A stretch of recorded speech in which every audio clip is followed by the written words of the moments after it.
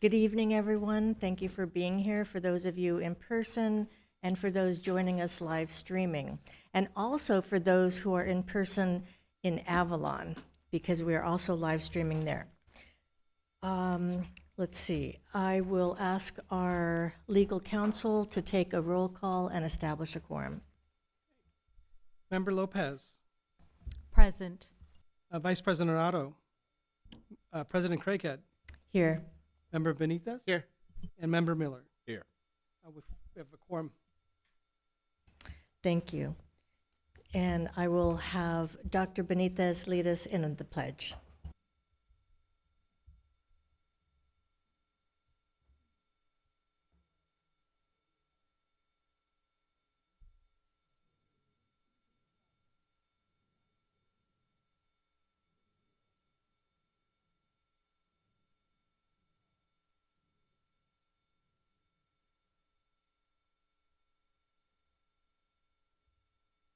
President Craighead, I can't remember if I've ever been asked to do that.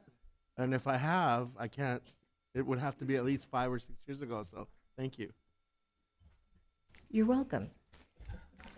I remembered that we didn't have a student because it's the summer, and so I thought, look, you're right here, I'll ask you. Which I'm surprised hasn't happened more often because you're right next to me. Okay, so back to the agenda. The board has been meeting in closed session today regarding matters listed on the agenda. The board took reportable action on the following items. On item 3.4, the board voted 5-0 to approve the settlement agreement in case number 24 LBCV 00871, resolving all claims against the district. Also, the board voted 5-0 to approve the settlement agreement in case number 23 STCV 11360, resolving all claims against the district. No further reportable action was taken. And now we are at adoption of the agenda. I believe Ms. Takahashi has something for us. Yes, thank you. On item 14.7, the purchasing and contracts report, we'd like to pull item number 28 and also provide clarification on item number 55. The estimated annual expenditures is $500,000. And on item 57, the estimated annual expenditures will be $200,000. On items 55 and 57, those expenditure amounts were cut off of the public document. So just some clarification on those two items. Thank you. I move to approve agenda as amended. Discussion? All in favor? Aye. Aye. Any opposed? Any abstentions? That passes 5-0.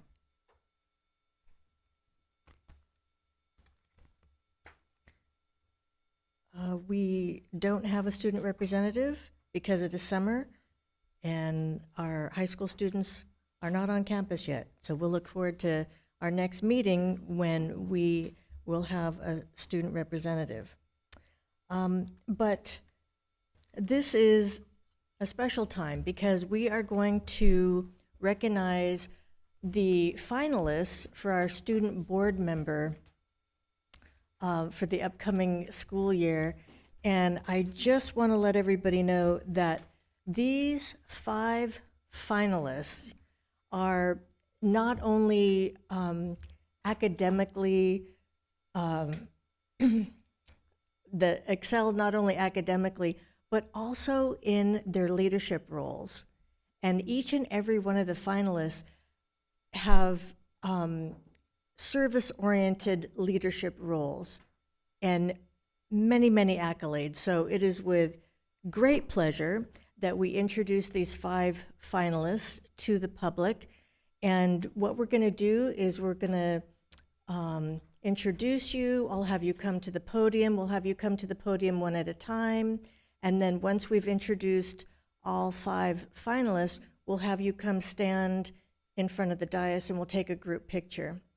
So I'm going to start at this end with Member Miller, and and we'll get right to it. All right, and just for confirmation, we're just reading through the bios, correct? Yes, introduce the student. We'll have the student come to the podium, and then we'll read the bio.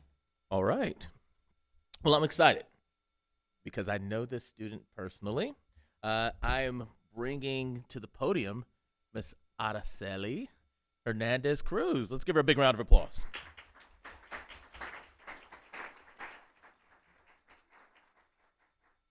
So Araceli genuinely enjoys being involved in the important conversations that shapes our schools.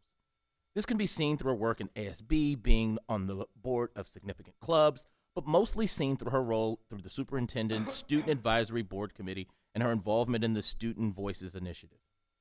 With the support of the Superintendent, Dr. Joe Baker, she has had the chance to listen and learn from many district leaders. That has made her realize how much she truly values the opportunities where students can contribute to decisions that directly affect them. Through her experience of being the first-generation Mexican-American student, she understands the value of an education and what it means to approach problems with an open mind and with a strong sense of empathy. She believes that student perspectives can bring something unique to the table. Also, through her involvement as a board member of Model UN, she has developed strong communication and leadership skills over the years. She is confident in her ability to engage, listen, and collaborate with students and adults. One of her greatest skills that she would bring to the board is her leadership experience and community-oriented mindset. She currently serves as president for one of my favorite organizations, the Youth Leadership Ambassadors for Operation Jumpstart, which is a nonprofit that supports low-income first-generation students in their journey to get in and get through college. She has held this competitive position for 2 years now and has dedicated countless hours to organizing events, finding ways to guide students to better opportunities, and being quick on her feet and leading youth initiatives to finding new opportunities. Through this program, she has had the privilege of learning. I didn't read this part. She's had the privilege of learning from inspiring leaders like board member Eric Miller, who is a previous Operation Jumpstart graduate himself. Seeing his work has been a major influence and has given her an early glimpse into the kind dedication and thoughtfulness needed to be in these kinds of roles. That was really sweet of you. Her philosophy is centered around service, equity, and action. She has accumulated over 150 hours of community service, primarily working in local shelters in underserved neighborhoods. These experiences have shown her the importance of listening first and stepping up in important positions. She strongly believes that every student deserves the opportunity to pursue a higher education, and part of that journey is finding the college that fits her best. Everybody, Araceli Hernandez Cruz. Let's give her another round of applause.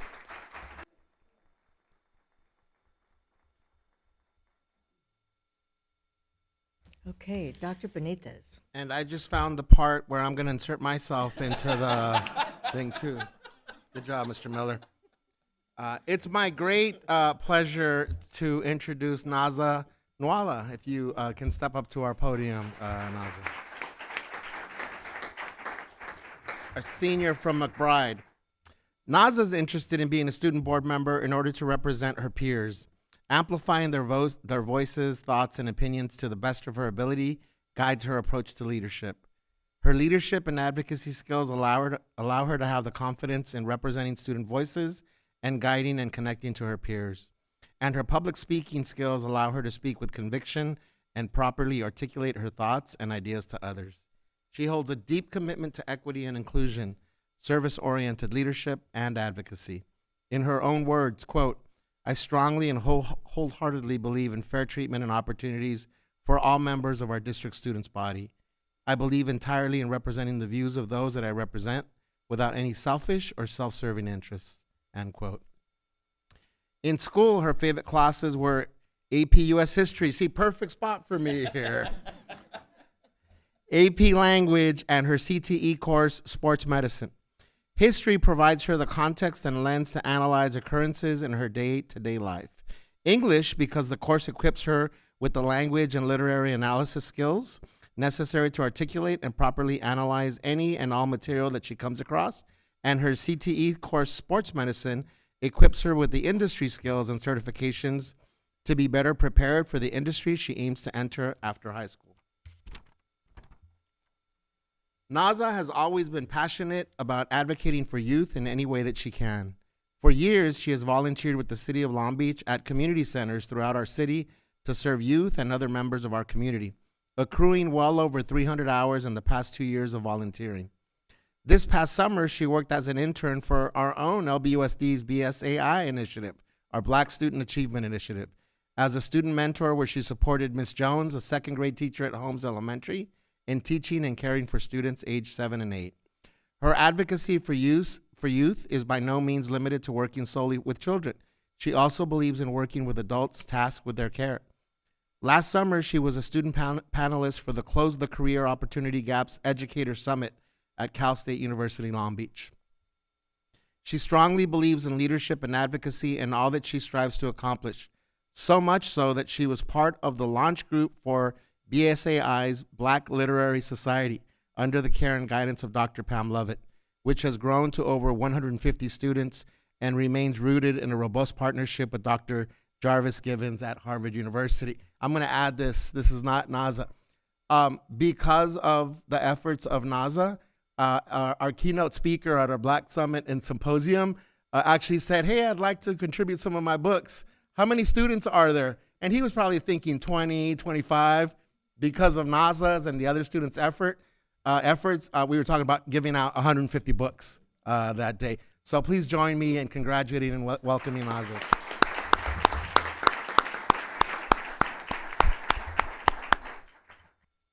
Member Lopez.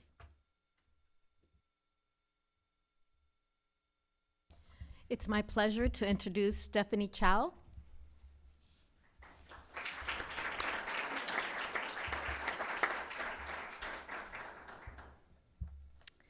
Stephanie's motivation to serve as a student board member stems not just from a passion for change, but also from her personal experiences that have shaped the person she is today. As a student who has faced discrimination, she knows what it feels like to be pushed into the tight, shadowed corners, feeling like an outsider in a place that's supposed to feel safe. Rather than let those experiences change her motivation to do what she wanted to do, she has made it her mission to open doors for others.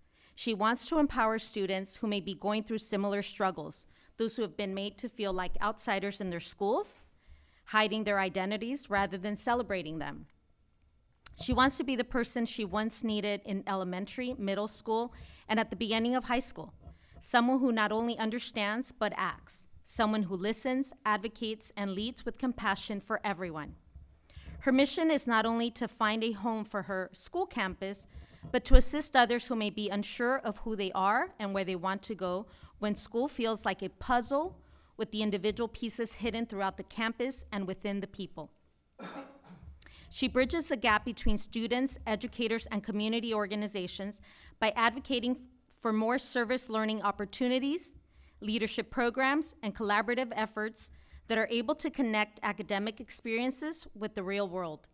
She has served in over 35 leadership roles at both her school site and in the community as she lives out this purpose. Reliability and adaptability allow her to effectively navigate challenges that may occur and work towards creating policies that will foster inclusivity and academic success for all students. Through this opportunity, she hopes to make a lasting impact on LBUSD by advocating for student voices, promoting a culture of engagement, and fostering opportunities for every learner to thrive to the fullest. Her dedication to inclusion, academic excellence, and engagement and community involvement are her superpowers. Her favorite high school courses so far have been biology, AP psychology, and AP language and composition. She's always been fascinated by science, as well as the ability to express different values, ideas, and experiences through various styles of writing. As she continues her education, she looks forward to deepening her knowledge in these areas and applying what she has learned to future endeavors. Congratulations. Help me give her a big hand.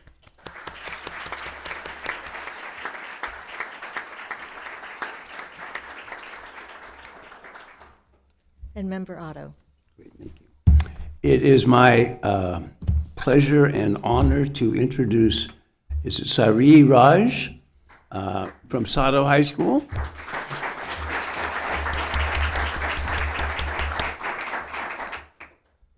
Sari transferred to the Long Beach Unified School District Public School from a private school in the 3rd grade. Her journey has had its ups and downs, but the value of student voice has always been a positive constant.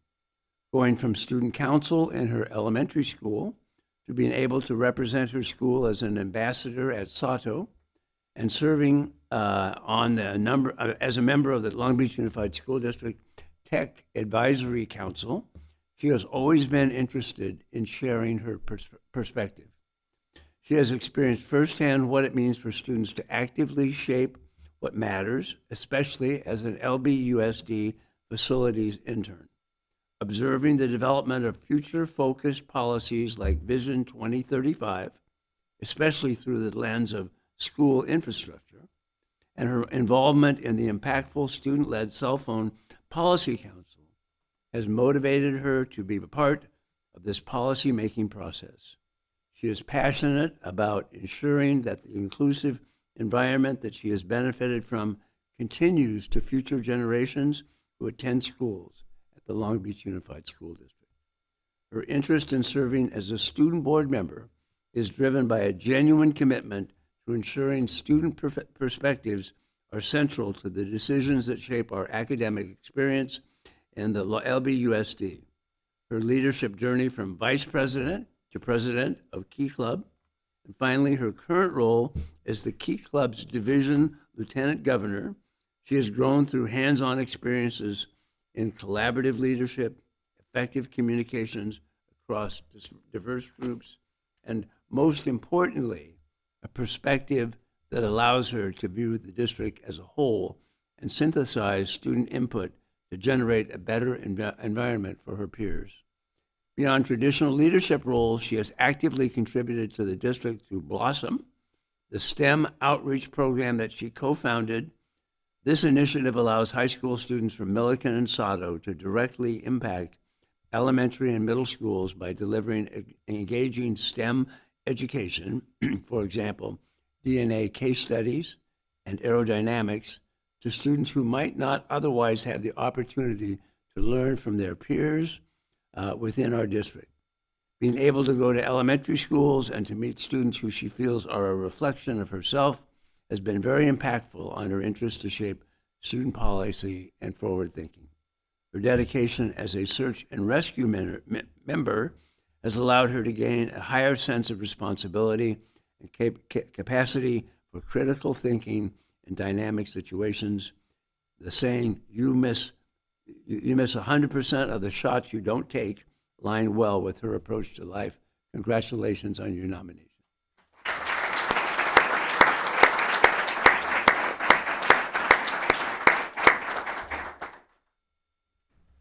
And I have the honor of acknowledging Alvin, and this is Alvin Reyes Cordero.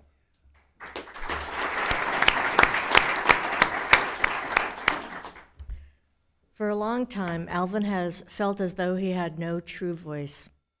He was a shy, timid person and often dealt with prejudice from his peers.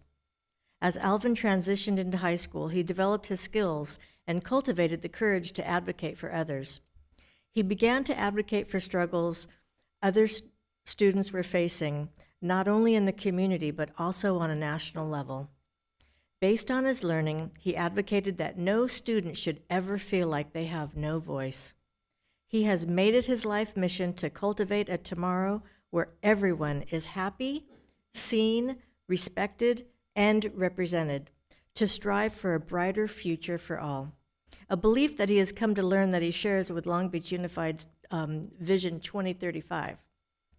To be different is to be special, which is something that he would like the future generation of LBUSD students to know.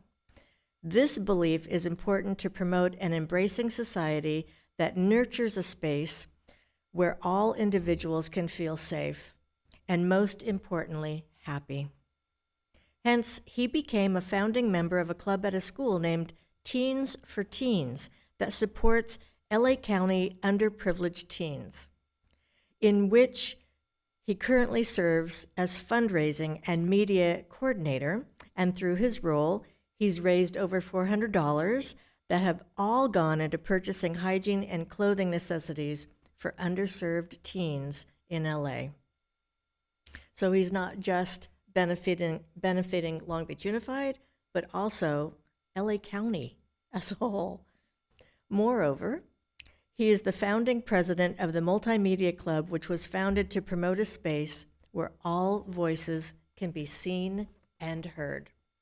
Currently, the club is working on launching a document series named Representation to expose outside communities about the differing perspectives and its importance in the everyday world.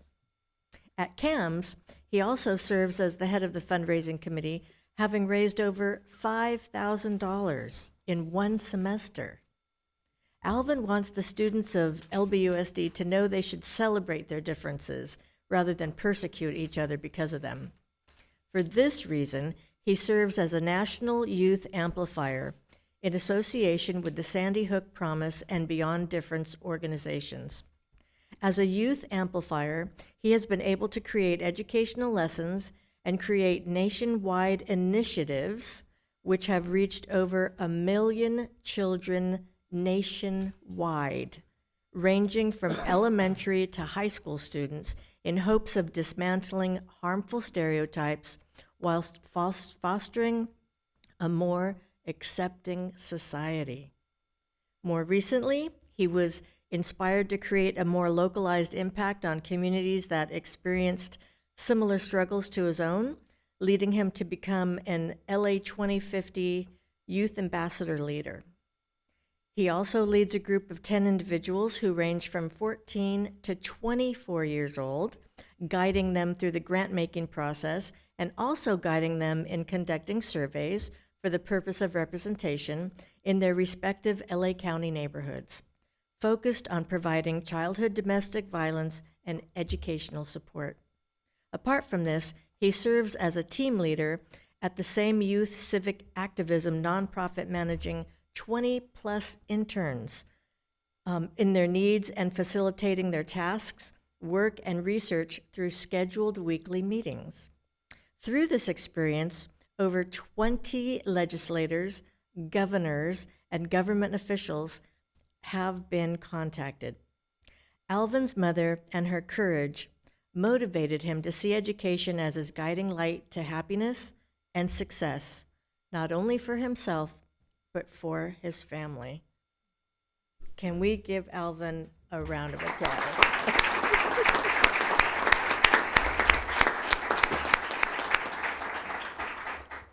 And also, I remember him mentioning that he likes to learn foreign languages in his spare time, which I don't know how he has spare time, but he likes to learn foreign languages. So at this time, I'm going to ask our student finalists to come forward.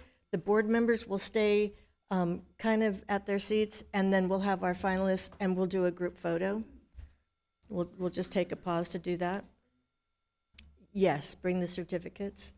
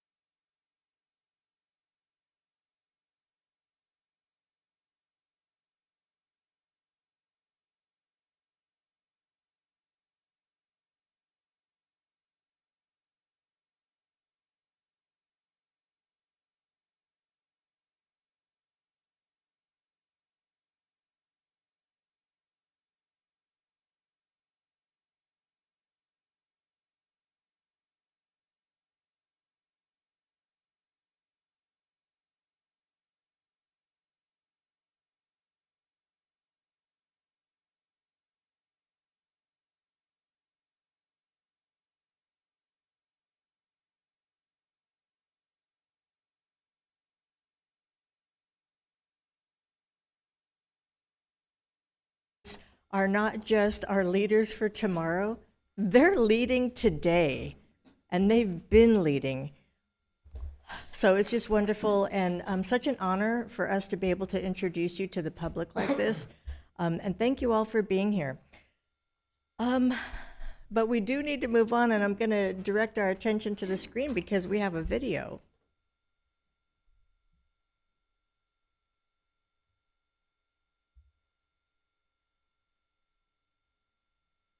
We realized a need to align with Vision 2035 and the graduate portrait and the need for our students to be future-ready adults. Its purpose is to really empower students to really have a voice in our district and in our community. The students identify a problem that they want to address at their school. This year we identified littering on campus, we identified gossiping and trash talking, and we identified inappropriate language. With those things, they created a realistic plan to really put into action.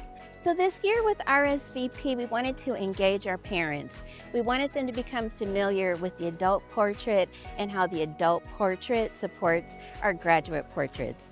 Just like the staff at school, we want our parents to be champions for children. So we asked the parents what they saw on campus and what they wanted to see. We gave the feedback to the teachers, and we're working together to collaborate to make sure that our students and that our adults and that our systems are the best for Vision 2035.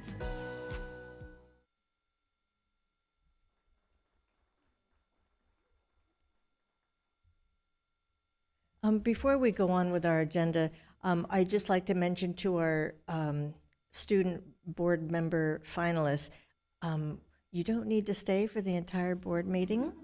I know you have loved ones and maybe somebody you'd like to celebrate with, so we don't want to keep you from that.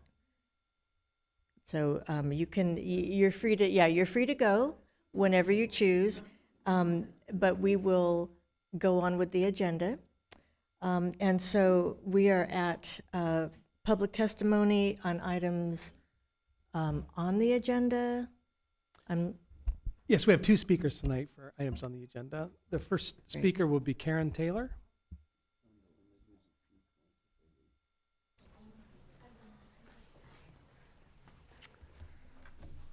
Hello, school board and school dignitaries.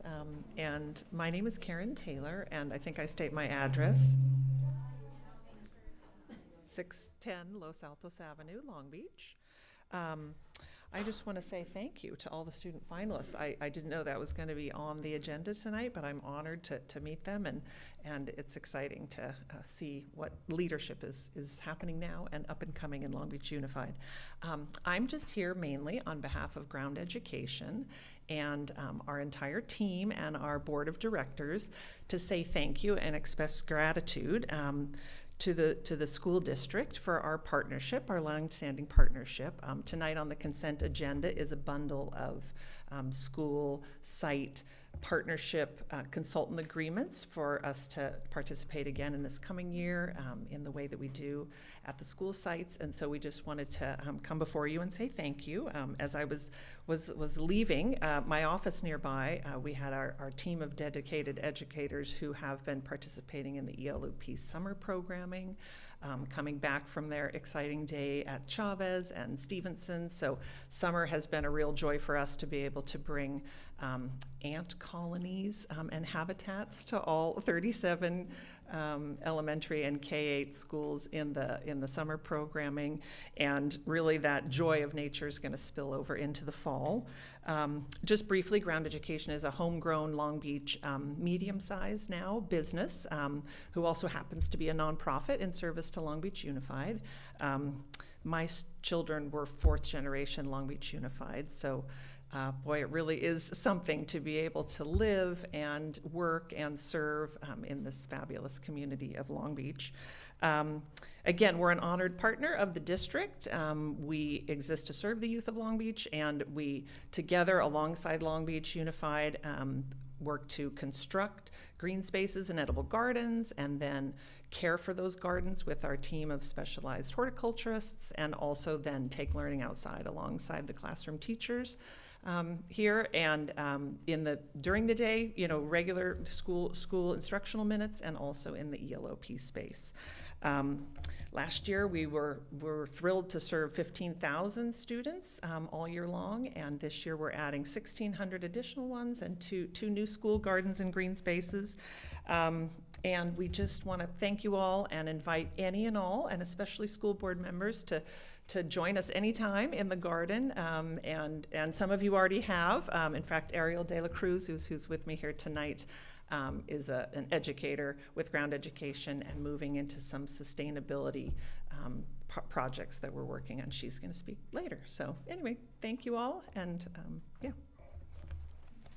Thank you. Dr. Benitez, did you have something? Yeah, so we do, as a reference, we do have an item before us in our consent calendar today. Dr. Baker, given that we, first off, thank you to Ground Education for all the positive impact that you're having, not just in our schools, but in our communities. I've had a chance to hold baby chicks in my hand and visit some of our gardens.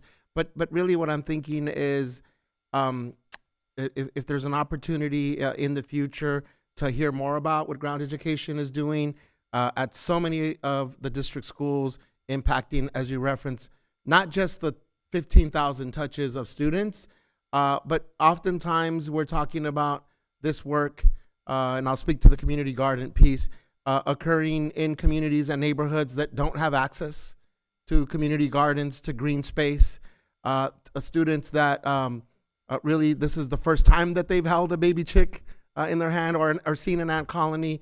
So I think for consideration, Dr. Baker, if we could find a way and an opportunity to lift up this work and the positive impact that it's having for our students in schools, that would be great. Thank you for mentioning that. I missed the baby chick day. Sorry about that. I have to wait till spring now for baby chicks. We have another speaker. Our next speaker is Ariel De La Cruz.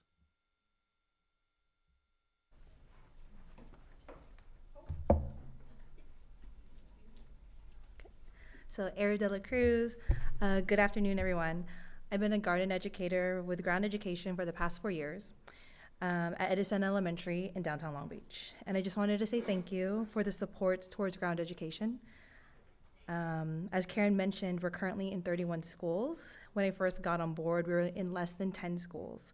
It's been a joy to see the organization grow throughout the years, and we wouldn't be here without the district support and gardens in elementary schools.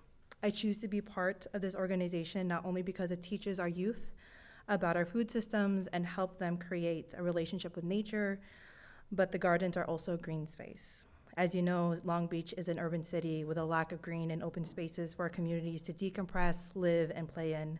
The gardens may be the only outdoor space that our kids get to experience during the day, week, or even month.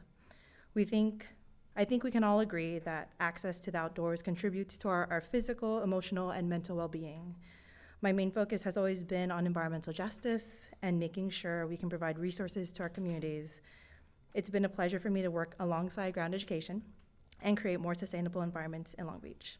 I also want to thank Mr. Zayed for his dedication towards the progress of Edison, as you have worked alongside Mr. G, who I consider to be one of my mentors and has supported my projects with the school. I also want to thank Mr. Benitez for coming to Edison for the 5th graders' chick lesson. It's important that our students see and interact with the leaders who are creating a better future for them. Thank you. Thank you.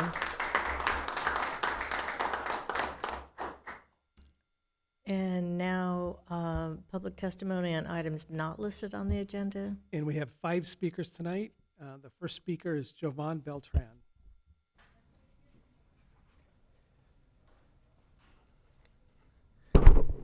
Good evening, members of the board.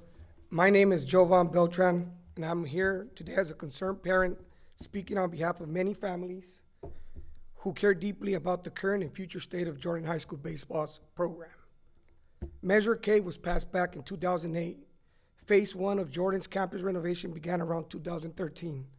I don't think anyone imagined that over 12 years later, we'll still be in phase 5 or 6, and that Jordan's baseball program would be left behind in the process. Today, Jordan is the only high school in the district without a proper baseball field on campus. That's not just unfortunate, it's unacceptable. Out of all the sports and programs at Jordan, baseball has been one to pay the price. And this decision continues to place our students at a major disadvantage. There was supposed to be a partnership with the city of Long Beach to use Houghton Park as a home field, but the park is not suitable or safe for high school athletics. It is a serious liability. There is a heavy and ongoing presence of transients, drug use, violence, and public alcohol consumption in and around the park. No student should be expected to participate, to practice or compete under those conditions. And no parent should have to worry about their child's safety every time they step onto that field. On top of that, the field itself has never been laser graded. The surrounding facilities have not been upgraded or maintained to support a high school program, and nothing has been done to accommodate school use. There are no batting cages, insufficient equipment, and no true home field to build pride, identity, culture within the program. This lack of investment is it's a clear disadvantage and impacts not only the performance of our student athletes, but their sense of belonging and self-worth. When students are treated like afterthoughts, they begin to feel like afterthoughts. If you look around at every other high school in the district and in surrounding cities, they all have proper baseball fields and batting cages. These are not luxuries. They are basic infrastructure needed to run a legitimate program.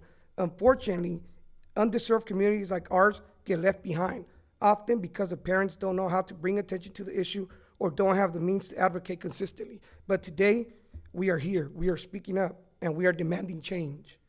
In July alone, I sent multiple emails regarding these concerns to following LBUSD leaders and school leaders: Keisha Irvin, Principal, Jordan High School; Edward Samuels, Assistant Superintendent; Yumi Takahashi, Chief Business Officer; David Miranda, Assistant Superintendent of Facilities and Operations; and Maria Isabel, Board Member, District 1. Not one of these has responded or even acknowledges the messages. That kind of silence is not only unprofessional, it's unacceptable. We're done being ignored. Silence is no longer an option. We need answers. So, Thank you. could I finish my Thank statement? you. No, actually, your time is up, but thank you. Our next speaker is Ricardo Ruiz.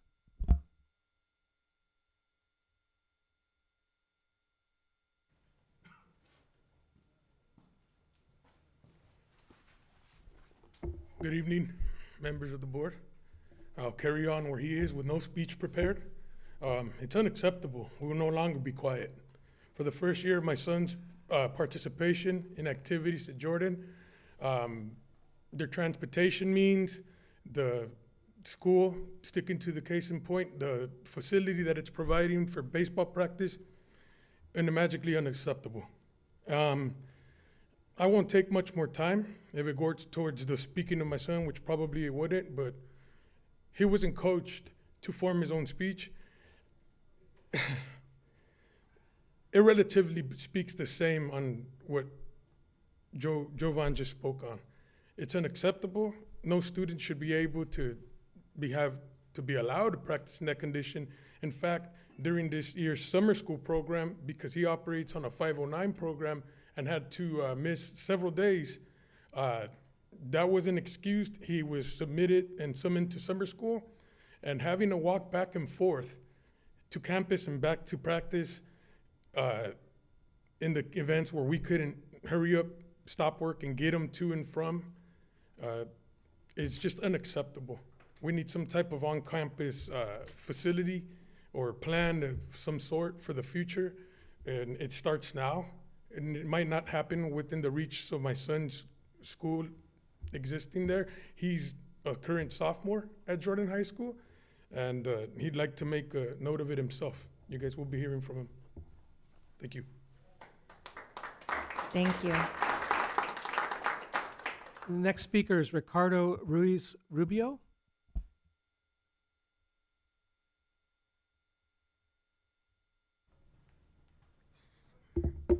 Good afternoon, members of the board. My name is Ricardo Ruiz Rubio. I'm a student athlete at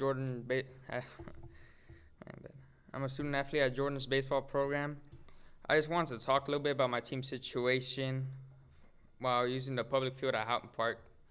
There is a lot of fights, drug use, and alcohol, as Jovan has mentioned. that goes on there.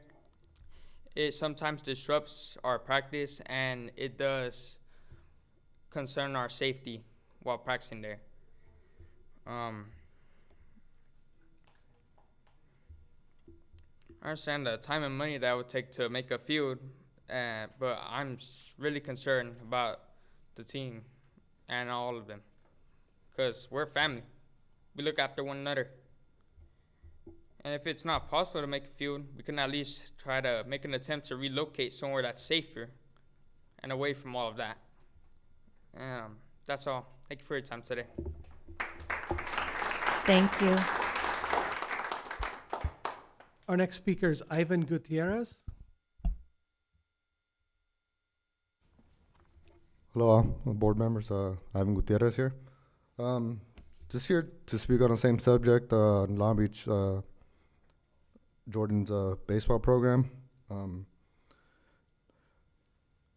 Yeah, I mean, Jordan's full of potential, right? I mean, we're part of the Long Beach Unified School District that prides itself on equity and opportunity.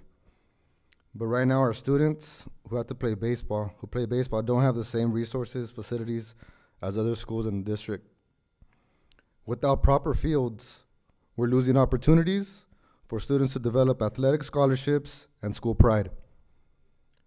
Right now, our baseball players don't even have a field to call their own.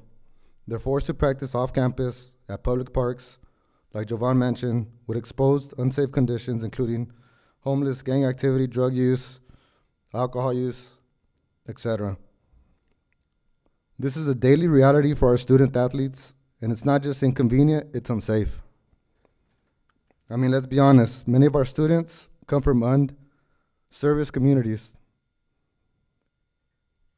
In our North Long Beach, sports can be more than a game. There's often a path, higher education, personal growth, and lifelong connections. Providing a baseball field in one way, we can acknowledge the demographics of our school and say, we see you, you matter. Other high schools in the LBUSD district already have fields, and we should too. This is about fairness.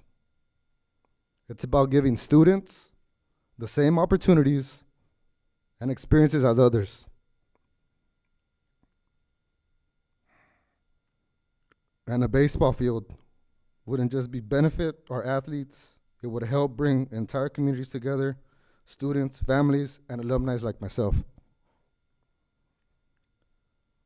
All relying around something positive. It would build school spirit and give students pride representing Jordan. We know funding is always a challenge, but with the support of LBUSD, local businesses, alumni, and the community partners, this is possible. This isn't just about building a field. It's about an investment for our students and their future. Let's set up Jordan, and let's give our kids a safe and inspiring place to play, grow, and shine. Thank you. Thank you. And our final speaker is Viola May Bledsoe.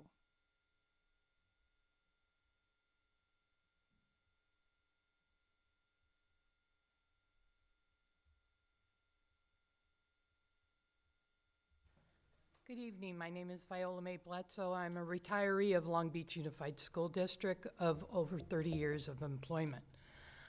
I am here tonight to first talk about the contracts the district has with TALB and with CSEA. They are a living, breathing document that is enforceable, grievable, and negotiable 365 days a year. They do not take a break for summer, winter break, or any other time. Everything within the four walls of those contracts exist year-round unless otherwise specified in that article. This summer, I had over 15 calls from classified employees that were told that they would not be paid for 4th of July, or they could not either have bereavement or sick time. because it's not covered for summer school. I don't know where this got started, but CSEA has been dealing with this for about 4 years, and every year it gets more and more people being told that they cannot have bereavement, sick time during summer school, or holiday pay during summer school. The contract clearly states that if you work, are in paid status, and by the way, paid status is sick time, bereavement time, you get paid for the holiday if you work the day before or the day after in paid status. I'd like to thank Steve for helping me with some of the cases that would still not clarify with these people that they could get paid. Second, I am a Jordan alumni. When I went to Jordan, we had a great baseball team, and I am shocked to find out that for 13 years they have not had a baseball field. I know when the construction first started that there was some issues, and I thought they got handled. I thought they had a baseball field. I am mortified that this district has not given this campus a baseball field. Thank you. Thank you. And That's our final speaker. our final thinker. Thank you, everyone. Next on the agenda, we have reports on superintendent advisory groups, and we'll start with the business, budget, and policy development. Yep, really quick, Madam Chair. We had originally intended for a cell phone and social media policy to be on today's agenda. It is not, but we will have it on a September agenda for consideration. We were presented a draft at a previous meeting, so for anyone that was interested in that item, it will be on our September meeting agenda. Thank you. And next, we have instruction and student learning supports. Member Lopez? Yes, during the 24-25 school year, all elementary teachers and secondary English teachers participated in professional learning about quality designated ELD. For the 25-26 school year, additional job-embedded ELD training will be provided to all elementary teachers and secondary teachers of ELD courses. The district team will also continue to work on refining the English Learner Master Plan based on input from the board and community. More community engagement is planned for this fall, and the EL Master Plan will be brought back to the board for consideration in the coming months. And finally, in the 24-25 school year, 7 schools participated in the school-wide whole cluster model GATE training that supports all teachers at a school to learn and implement high-quality strategies in support of gifted students. For the 25-26 school year, an additional 17 schools will be participating in this whole cluster model training for teachers, and more information is to come. Thank you. Next, we have workforce development. Member Miller? Yes, so my report is very brief.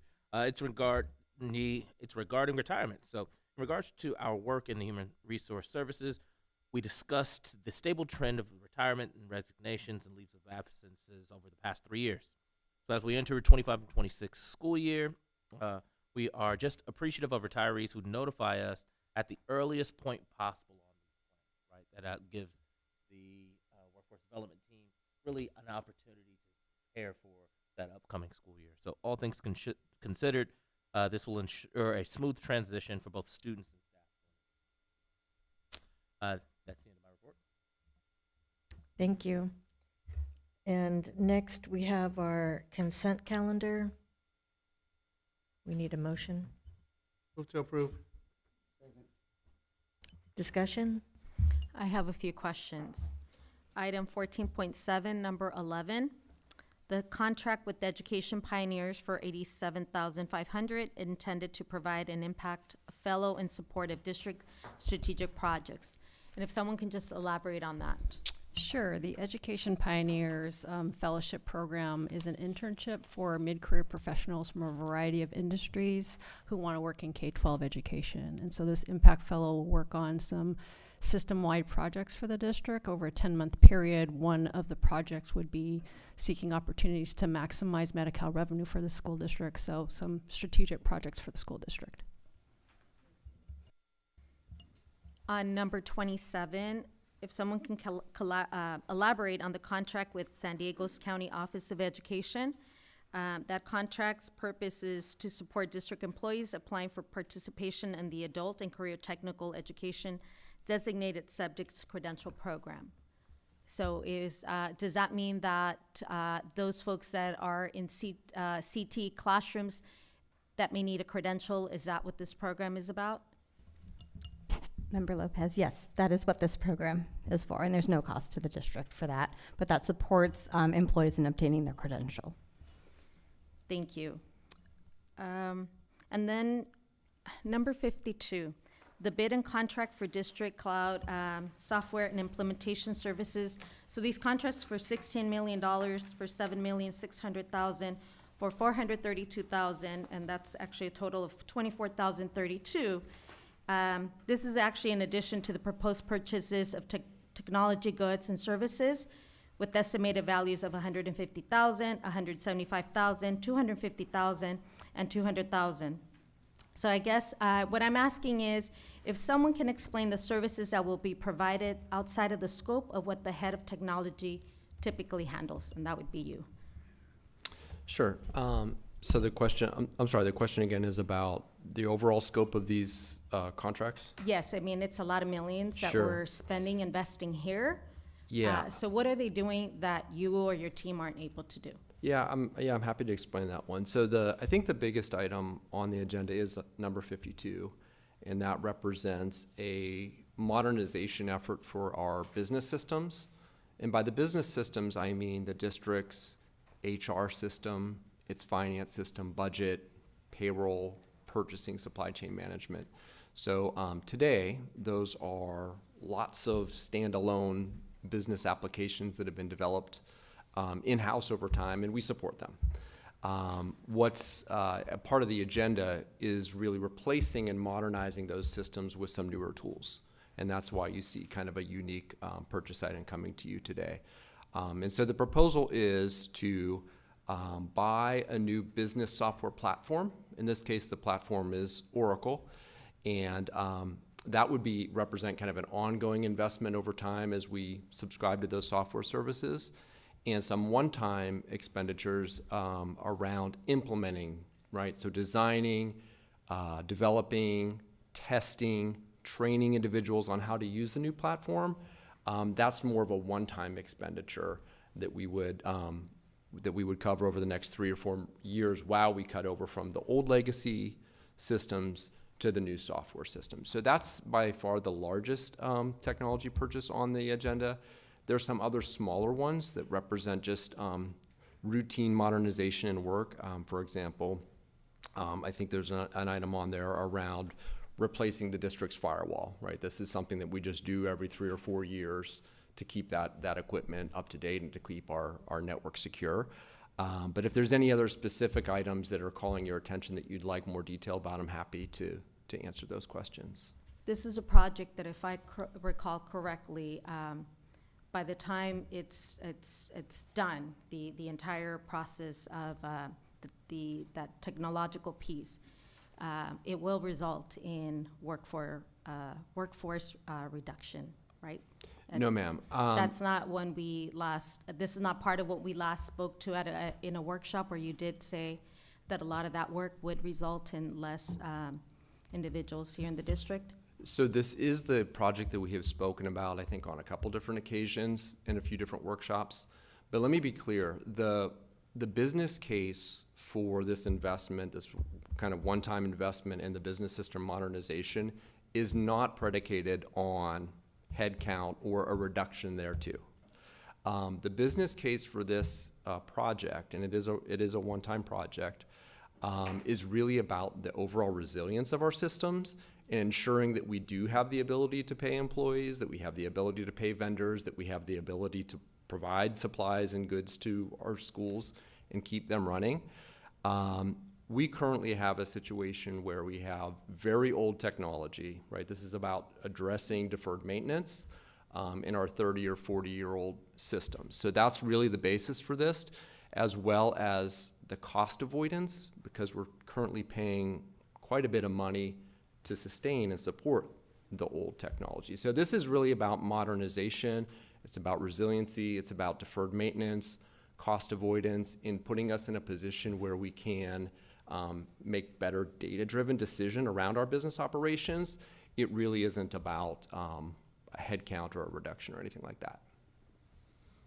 For the public's interest as well, let me call attention to, in the board materials, I know the board knows this, but for the public, there is also a 3-page memo that describes many of the things that Mr. Kalanick just named, but it talks about the business case for change, some of the aspects of replacement, and the processes that are part of that. Yeah, I think that I understand that we do need to upgrade the system. I think it's a lot of money that is, the contracts are up there, and I do recall. So I just wanted, when we first started, when you first brought this up, this project, I do specifically remember asking if at the end of the project there would be a workforce reduction, and your answer was yes. So so it sounds like this is not part of that, but I still think it's a lot of money. Can you tell us what are the pages now that we have pages in our agendas on the for this memo? Sure. The memo exists on page 44 through 46, including links to other information that are linked directly in the memo, but it goes through vision and scope, business case for change, the vendor selection process, which is important to this as well, the systems integrator, service provider, the budget, and some other details that I think the public might be interested in knowing. And Mr. Kalanick, in our business advisory meeting, I believe you mentioned that for us to invest in fixing the system now is like investing in a new roof, that we've been going along just treating leaks. We've been setting out buckets to collect the water when, on the rare occasion in California over here, it rains.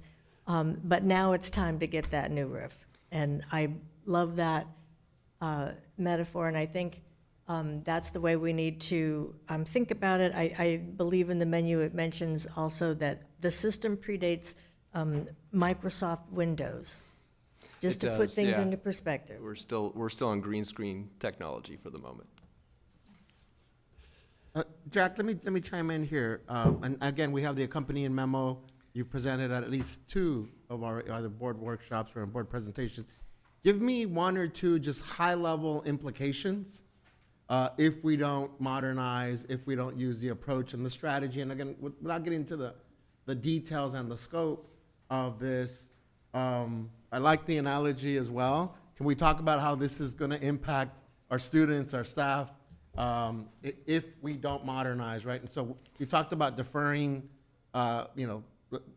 if we defer and we continue to sort of, okay, I'll use the money, cover the leaks or plaster the leaks, or so give me 1 or 2 big picture system implications if we don't move forward with the modernization. Sure, and I don't want to make it all doom and gloom, but I think that the scenario that we're working to prevent is some sort of protracted outage or disruption to our business operations. Currently we are able to pay everybody on time and accurately, and all of our vendors, and keep the business and the local economy moving. But these systems are pretty fragile. They don't offer commercial support. And, if something catastrophic were to happen in our environment, we would be looking at, not being able to conduct business as seamlessly as we would like, and as our employees and as the students in our system deserve. So that's very definitely something that I think about as we put forward a recommendation like this. But also, I think it's important to think about the upside in an investment like this and the potential.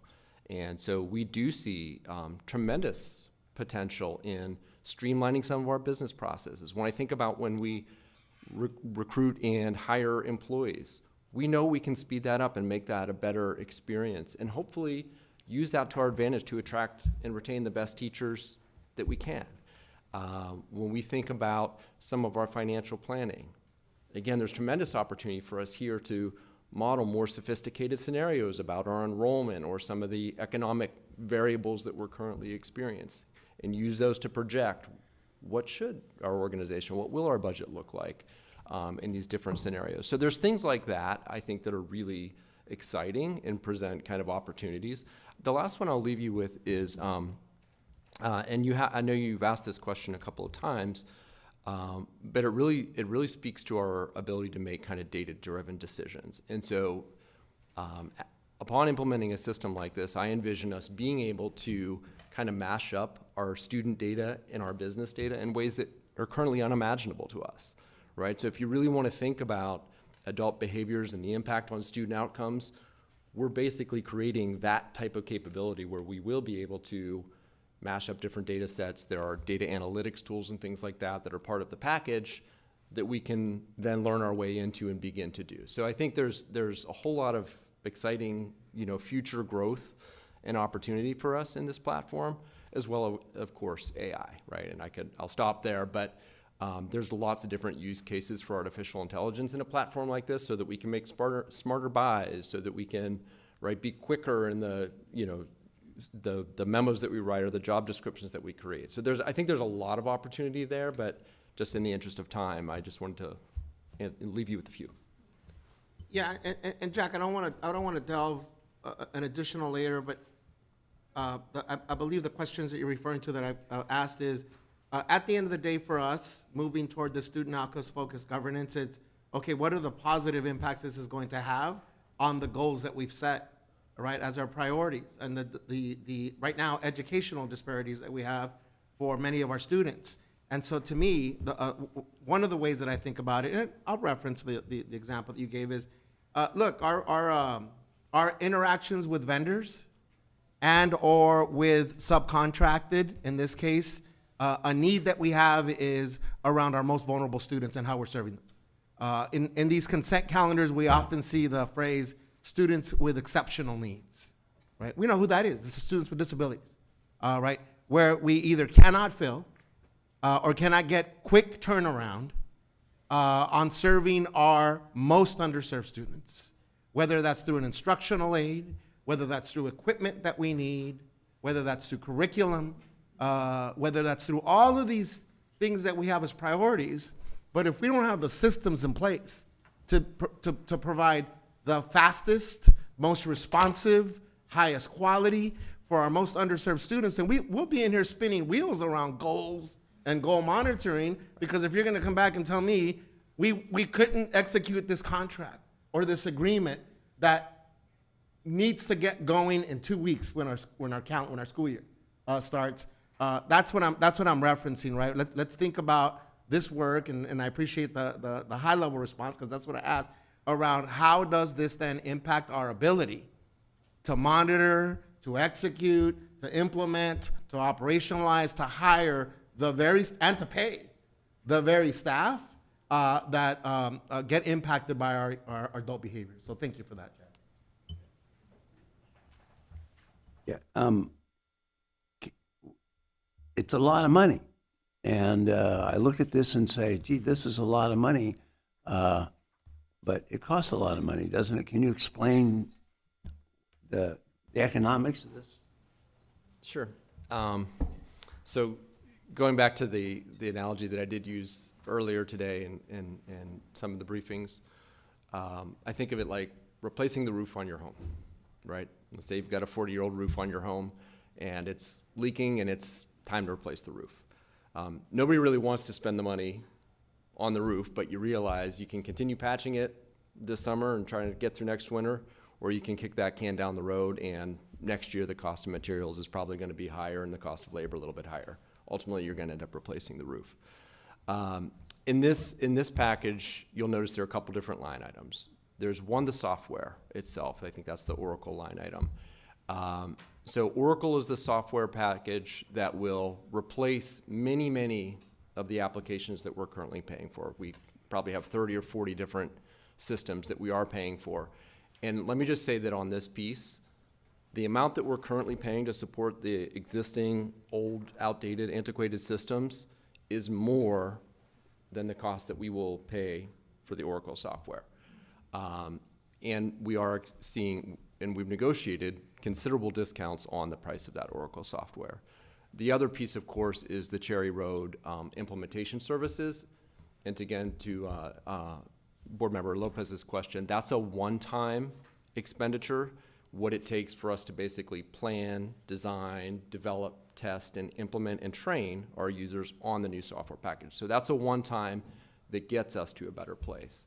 I think I had previously mentioned in one of the earlier briefings that there is a return on investment with this package, and it's somewhere in the neighborhood of 10 years. So it's not exactly a rapid return on investment, but over time, and we do anticipate this system being in place for the long term, there would be some savings down the road for the district on a more modern platform.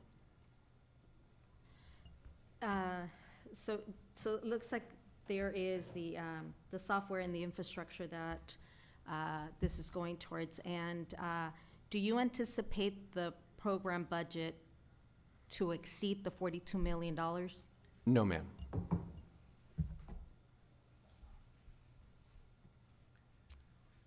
Mr. Miller.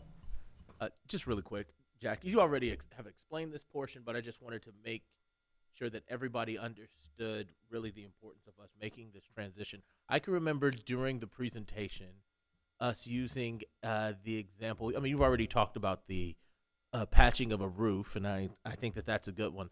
I liked the analogy that we used of like trying to cook a dish, but then having to go to different houses and different kitchens to go get parts of the meal to make one dish. And so that's the way that our current system is, where we have all of these different programs and different systems, and it's hard to make this one dish by going to this neighbor's house for butter, and then this neighbor's house for pepper, just so that you can make one meal. When with this Oracle system, it sounds as though we'll be able to have all of the proper ingredients under one big kitchen, and we can make something delicious, right?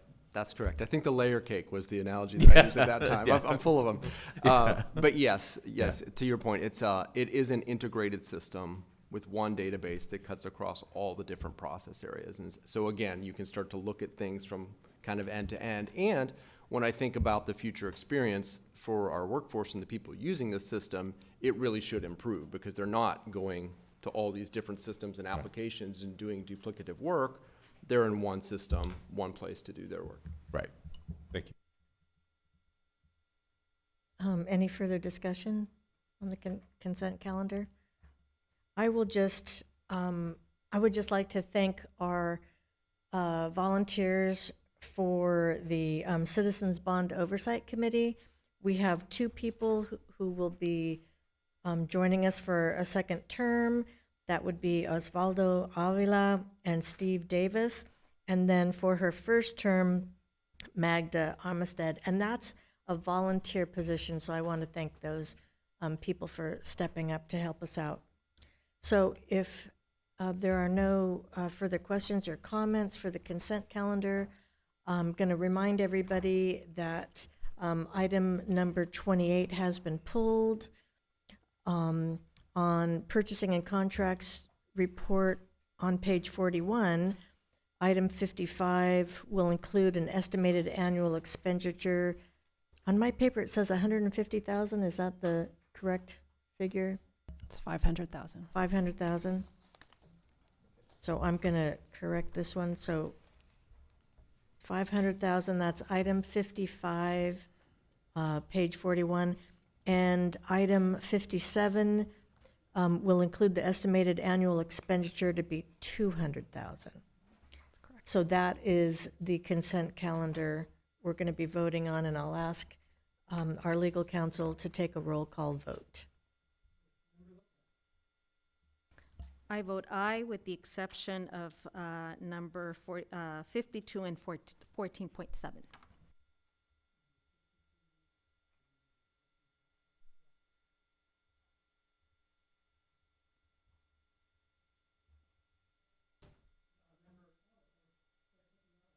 Aye.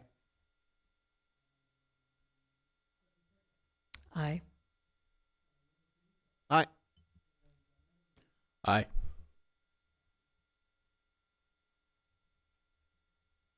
Thank you. And next on the agenda, we have a staff report, and that is an update on federal funding for education. Dr. Baker, I'll hand it over to you. Sure, thank you. This is actually not a presentation, but just information that was requested by the Board of Education about federal resources that exist at this time. This was requested at a time when we were hearing very different or significant potential changes to funding, and so Margaret Lamb put together a set of information for you to review and for our public to understand as we continue to face changes at the federal level and be at risk for shifts in funding. And so if there are questions about the memo, I think Ms. Lamb is here in the audience to address any questions that you'd like to ask. I have a question for you. So the status of this funding seems to be under threat, that there was part of the funding that was impounded by the federal government. But now they're promising to release these funds. When will we know?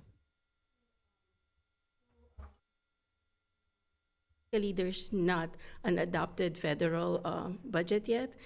It's just based off of continuance. So we're just like, we're operating based off of status quo.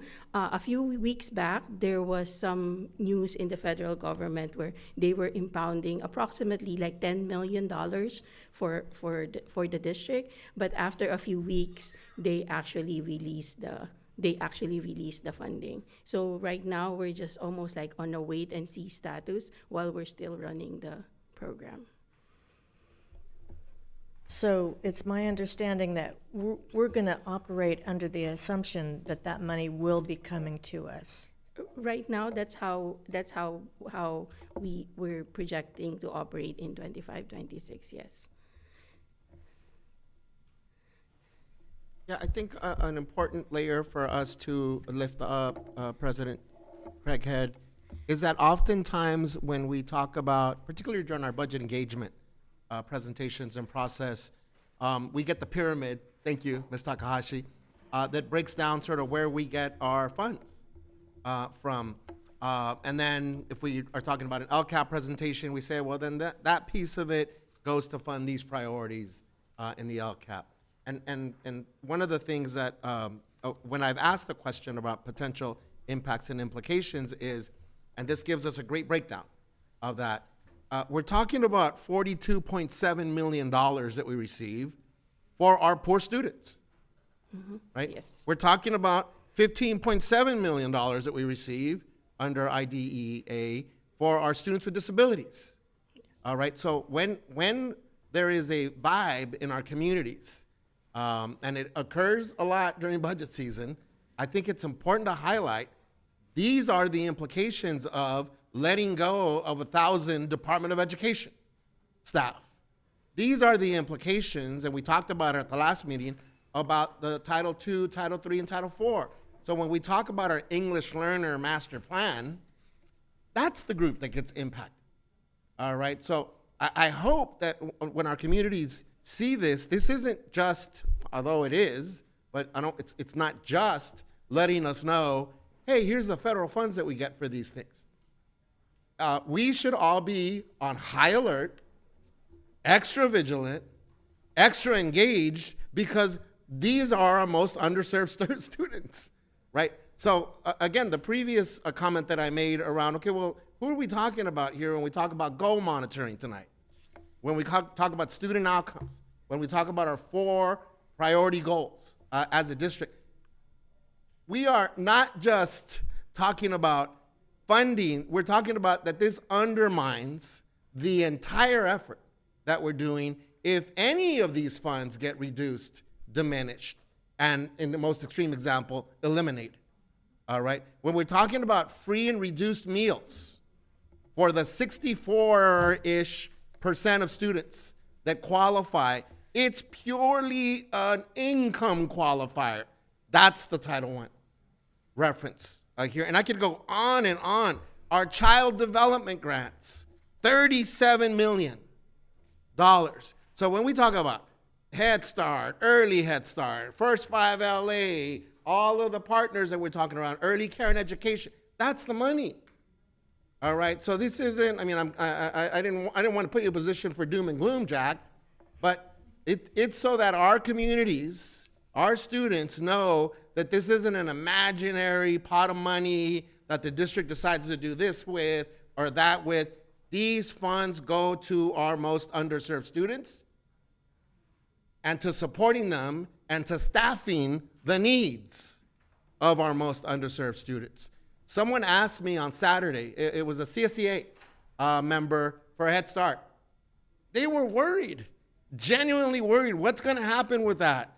Yeah, that's what, when I sit up here and talk about the federal government, that's what we're talking about, right? These are not these gray amalgamists. We don't know what's going to happen, blah, blah, blah. So I know that staff is not going to say what I think our board has the ability to say. That's what we're talking about when we talk about budget implications. So when we get that budget engagement presentation, the LCAP presentation, it's a zero-sum game if any of these funds get reduced, any. And our community is going to wonder, well, why can't we use this pot of money? Why can't we use a reserve? All right? No. The moral imperative is our public education system needs funding, particularly for our most underserved. So again, English learners,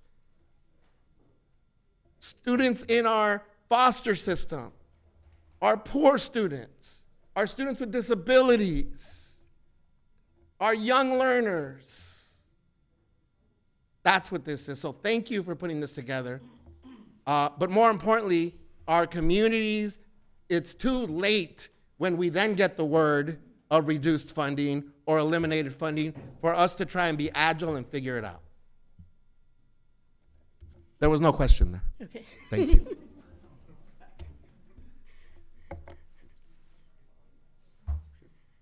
I was just going to make a comment to that point that we will be starting after school opens. We will be doing a monthly communication about budget issues, including any shifts at the federal level that impact us, so that our entire community knows the facts about what we are experiencing. And so more to come on that, but just to make note of really giving factual information to our community that they can activate on as well.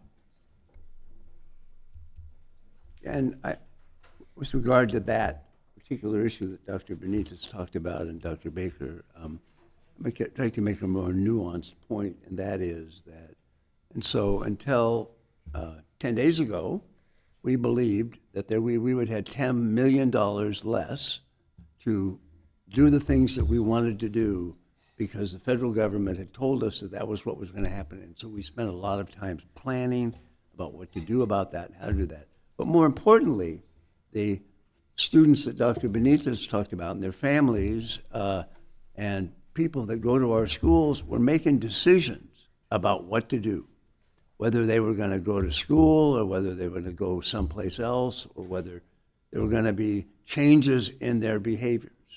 And some of them didn't hear that the monies that we thought were going to go away weren't going to go away, that the federal government, president, had changed his mind and was going to now allow these funds to come to the school district. But their plans had already been made. We also had to reconfigure how we were going to do things, and that has its own cost and its own hardship on the district and the school, the families that attend these schools, and it's ongoing. And so I think it's very important that we support the things that we want to do, that we're obligated to do, and And I'm certainly glad that we got the $10 million that we believed that we were not going to get. Not only believed it, but we were told we were not going to get it. And as the school year approaches, we have, I mean, the reason this is nuanced is not just because of that, but because we are paid on the basis of our enrollment. And we are seeing in other school districts, and we can't say in our district because school hasn't started, how many students we're going to have, and therefore how much money we're going to get. And it's not that simple, but it's a point. And it's something that we have to take into consideration as we plan to do what we're obligated to do, which is to educate the students legally, educate the students that are in our district. So it's important to know that. Mr. Otto, you just, I'm going to share something in the spirit of what you just, the nuance, Mr. Otto. And it's to my colleagues, but it's to all potential policymakers, decision makers. Now is not the time to be quiet. Now is not the time to remain silent so that we don't get unwarranted attention on our district because of this. And it was the nuance that you shared, Mr. Otto. It wasn't as though the federal government of its own volition decided and changed its mind. We're going to give the money that we just told you we were going to take away. It was because communities, legislators, the public put pressure on them. And there are consequences with that pressure. Folks don't get reelected when they're the person that voted for reducing these funds. So it's the opposite of staying quiet here. The government, the federal government, for the money that we're talking about right now, didn't just wake up one morning and say, we're going to cut all this money. And then 3 days later or 4 days later say, oh, we changed our mind. We're going to give you this money.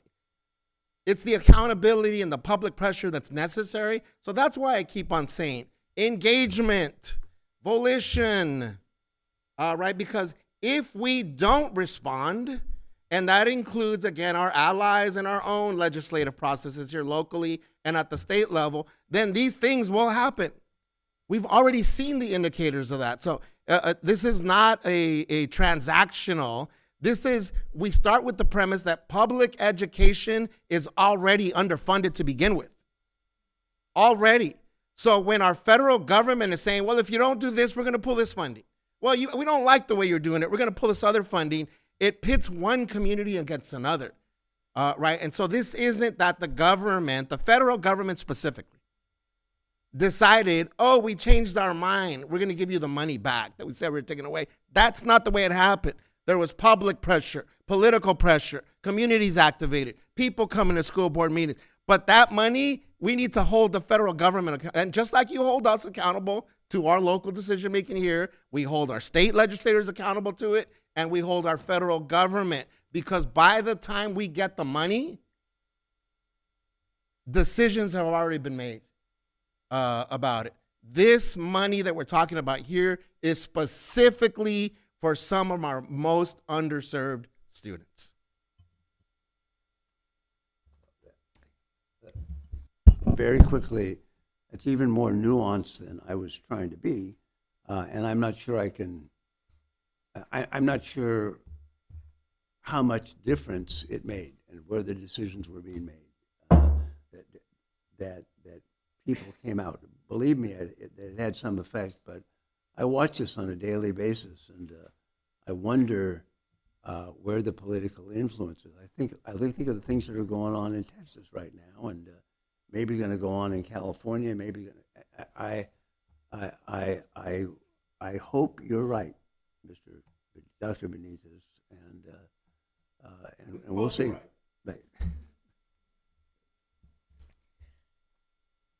Well, that's the reason that this item is on the agenda.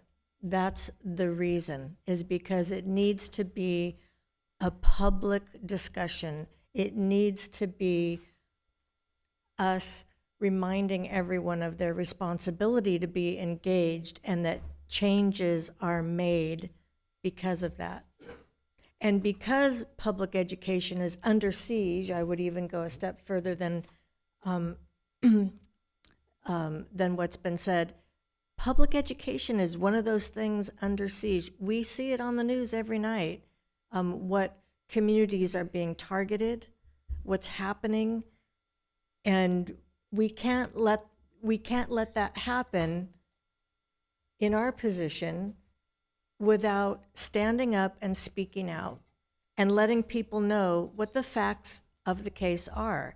And by providing factual numbers, by providing the facts of, you know, this money was impounded, now it's going to be released, we haven't seen it yet. We need to keep track of that, and we will keep track of that. So again, this is not one of those things that's a one and done deal. We will keep our eye on it, and we do expect everybody to stay engaged and to stay involved, because it makes a difference. When I think about learning about government at whatever grade that was, sorry teachers, I forgot what grade, it's been a long time for me, but our government is about the people. We, the people. We are the people. We have to make sure that if there's something that's happening that we see that is wrong, we have to speak up. We have to say something about that. So thank you, everybody. We're going to move on now on the agenda. And that was just an information item, so no action needs to be taken other than to encourage everybody to stay involved and to keep track. But we will move to new business, which brings us to the monitoring report for board goal number 1. So I'm going to ask that we start with a motion on that. Move to approve. Second.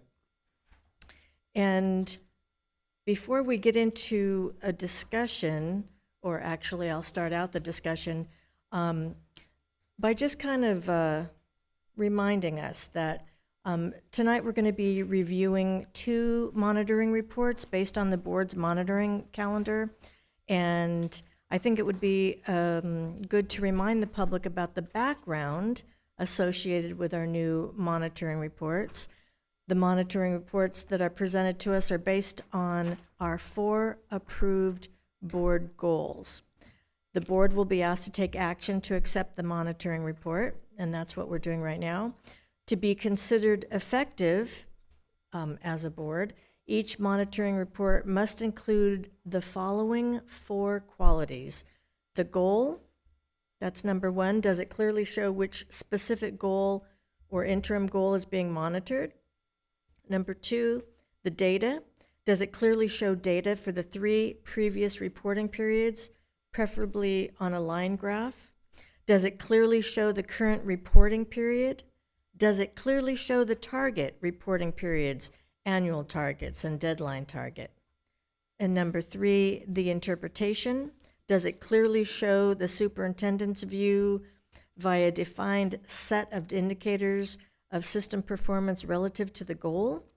And number 4, the evidence and plan. Does it clearly show supporting documentation that evidences the superintendent's understanding of system performance? If the school system is not at target, or the superintendent's understanding of system performance indicates implementation is not on track, does the monitoring report clearly describe systemic root causes, strategic responses, including rationale, and any needed steps? As we continue to develop our governance model, questions that board members have about the monitoring report should be submitted ahead of time, and the focus of our meeting time should include the board discussing the current reality that is presented in the monitoring report, and the board asking strategic questions about the content of the monitoring report to ensure an understanding of the current reality and plan to address that reality. Since this governance model continues to be a learning experience for both the board and staff, I hope that we will maintain that spirit of learning. And I'm going to begin by walking through the 4 components of the monitoring report. And so I'm going to turn our attention to the first monitoring report for Goal 1, and I myself am going to turn to that. And as we look through it, we can, ask ourselves if we see the goal, the data, the interpretation, the evidence, and the plan. And I know personally, I'm trying to develop my own system for getting questions in ahead of time. That is something that we've been tasked with. And I'm going to encourage my colleagues to do the same. We have included in our bylaws that we need to have the materials 7 days in advance. And for myself, I'm noticing that I need to get to the monitoring reports first so that I can go over those and then come up with my strategic questions so that I can submit those questions so that staff will have time to address those particular questions. It doesn't mean that those questions will not be answered in public tonight, because they will be. I submitted my questions. I'm going to be asking those questions as we go through the report. But I'm encouraging us all to establish our own individual plans to deal with this monitoring in our own individual ways so that we can submit questions so they can be answered in advance of the meeting. So we will go ahead and start with this, Goal 1. And would anybody like to start with a strategic question? Dr. Benitez? I have the same strategic question for Board Goal 1 and Board Goal 2. So I'll start with Board Goal 1. We're taking one at a time, right, Madam Chair? We are. So given, and it's for the team, but if Dr. Baker maybe want to chime in first.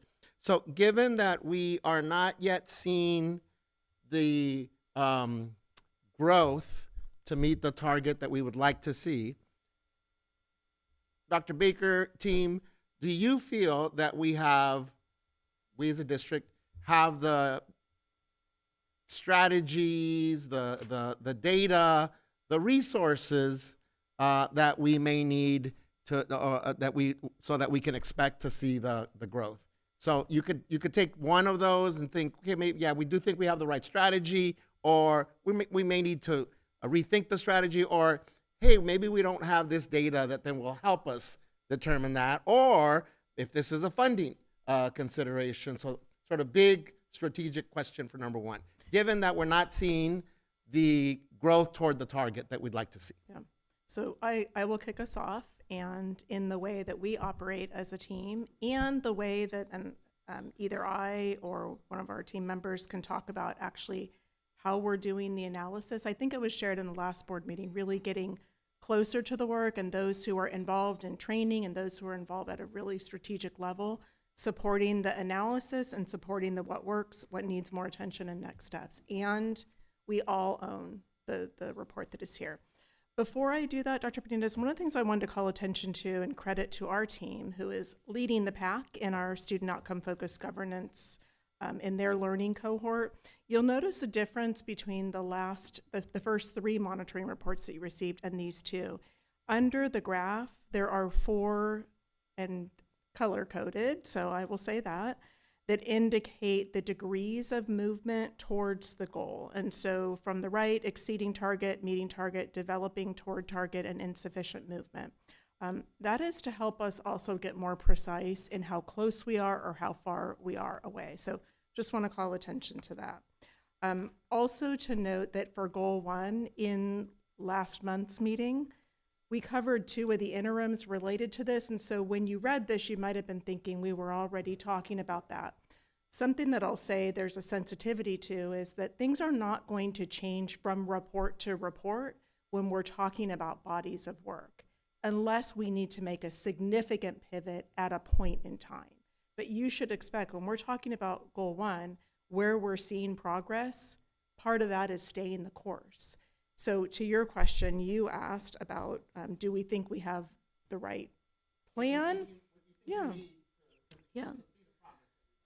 So I will start off by saying what we're seeing is a lot of progress that leads into this board goal. So you may remember on the interims and prior to that, you received information about foundational reading skills in terms of the progress that students were making before they were a part of this goal. Goal 1 monitoring. And so we are seeing a lot of progress that we expect. Staying the course will lead into, and with some revisions in mind. So you can see in the what's working, the training, and I think Ms. Lopez spoke to this from her advisory group, really thinking about the increased consistency across all schools and routines, and then what needs more attention. So tier 1, when we refer, for the public, when we refer to tier 1, we're talking about the quality of our core instruction, where students go into a classroom every day, what they're receiving with their core teacher. There's been a lot of professional development with that, and then you can see some specific next steps. There's coaching provided. So our board has made an investment in having additional staff in the early years in schools, in literacy teachers, in instruction and intervention coaches, in ELD training and support. And so getting more precise and more at a very specific intentional level of coaching and what we're expecting of teachers is a next step. And you named that in your advisory group report as well. So to answer the question, I'll say there's never enough money for the challenges that we face, including the federal investments. And we're going to be faced with overall reductions because of enrollment and all of that. And I believe that our team stands for a quality implementation of core program, including some significant shifts in the science, what we call the science of reading, which are scientifically based ways of teaching reading, and a transition that we're in. I have a question, kind of along the lines. So there was no progress from last year to this year. But is it realistic to expect an 11% increase in student performance next year in order to be on track? It is aspirational and realistic, and that's what we are aiming for. Yeah. And I think this goes back to something that maybe Mr. Moskowitz shared about when we think about progress, there's this idea of sometimes the line is a straight up line.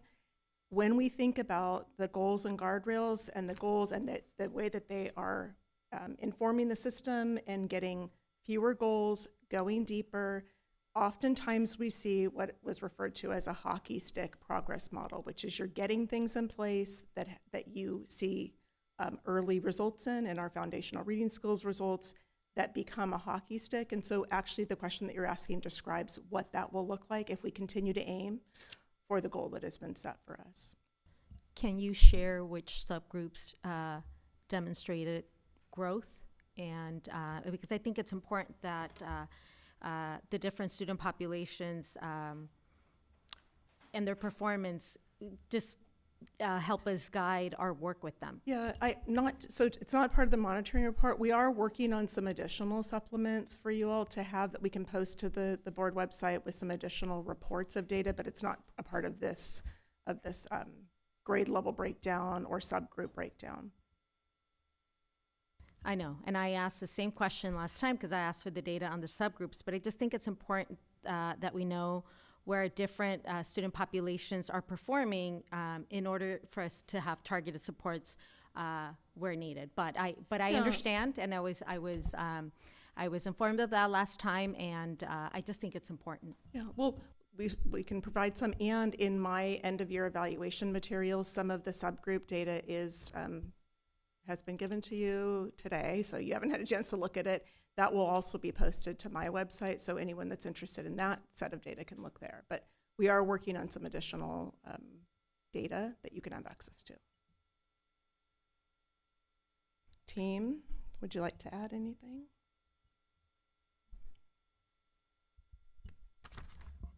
One thing I'll add, just as it relates to it, and I appreciate the question around, do we think we can achieve the 59% next year for 48% this year? what's important, and I think it's been kind of referenced when we think about students, the students that are represented in June 2025 are they were our third graders last year. The students that we'll be monitoring for June 2026 we're last in second grade. It's a different group of students.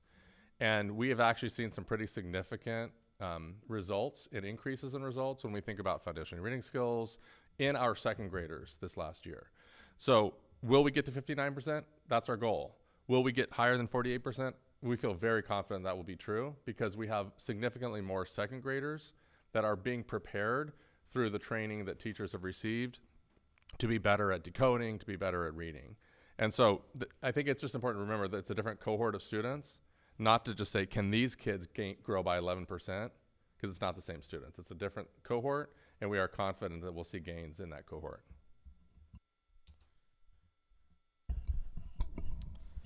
I'll just add and just share that one of the questions that I appreciated was the first question of, do we believe that we have the right strategy? And what data are we looking at? And the thing that I want to lift up is as we take a look at Board Goal 1 and looking at how third grade students are performing on our Smarter Balance state exams, Smarter Balance really at the third grade level is looking at how students are making inferences, how they're analyzing text structures, how they are using textual evidence, and how they're integrating information across a variety of sources. One of the things that we know is that fluent readers spend less cognitive energy decoding words, which allows them to really focus on deeper comprehension. And when we think of our strategy and when we think of those interim goals, how are our students performing on our foundational reading? How are our students performing on fluency that we reported on last time? What does fluency look like in third grade, in fourth grade, in fifth grade? Those are the right things to be focused on, and those are the things that we're focused on, both in the Getting Reading Right training that our third through fifth grade teachers are participating in this week, that are helping to build those skills. And we know that there is a direct correlation between fluency and our state assessments. So do we believe that we have the right strategy? Absolutely. Do we believe that, as was explained, we are going to see that hockey stick beginning to emerge? Absolutely. And so we appreciate the question and the opportunity to share more with our community about what we're up to. Member Miller. So my comments are really around the term the hockey stick, right? Because I brought this up even at our last board meeting, is that I'm human just like the next person, and we've grown up in a society that has fast results, quick expectations. I joke with my mother often about her generation didn't even have a microwave.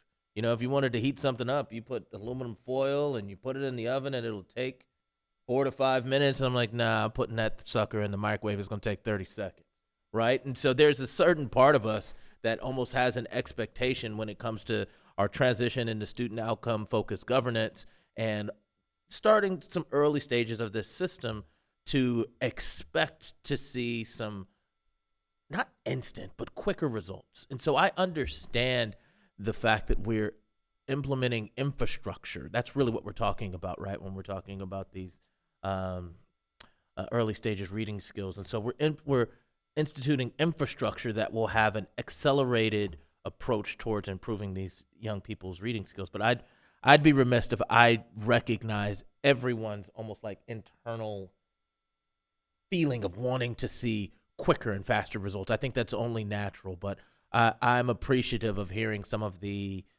subject matter experts refer to the transition that we've made as a district and how we approach reading. I appreciate the additional professional development opportunities we've put in place for our staff, and I too am hopeful that we will see the large transitions that we expect. So I will continue.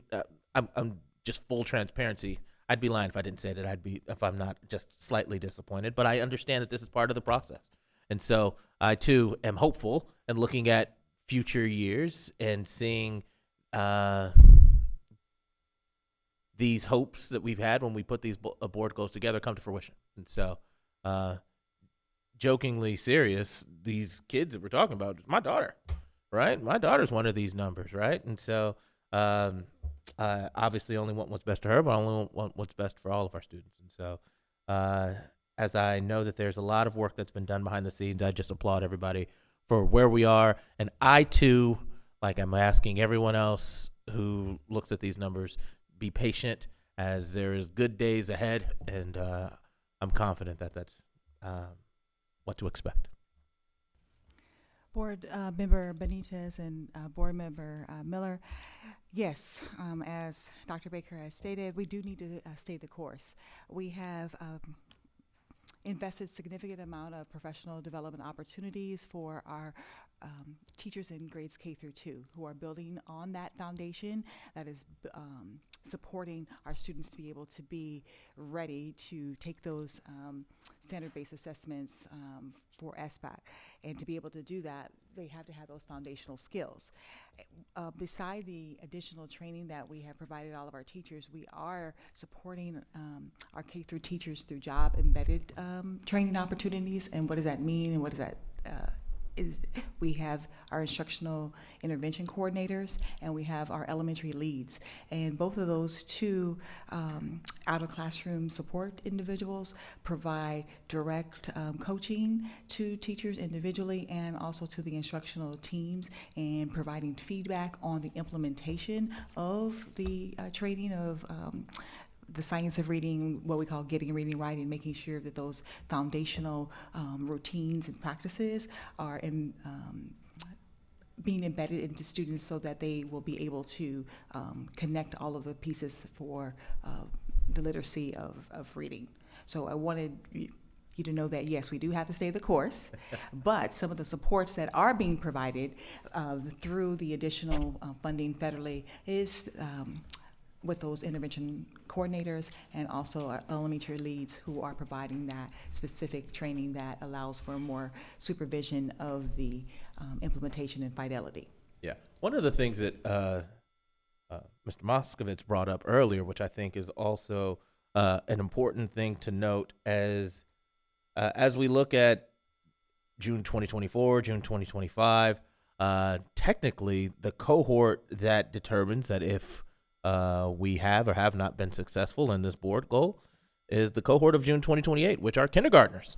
They are right now receiving all of the foundational support that we've put in place.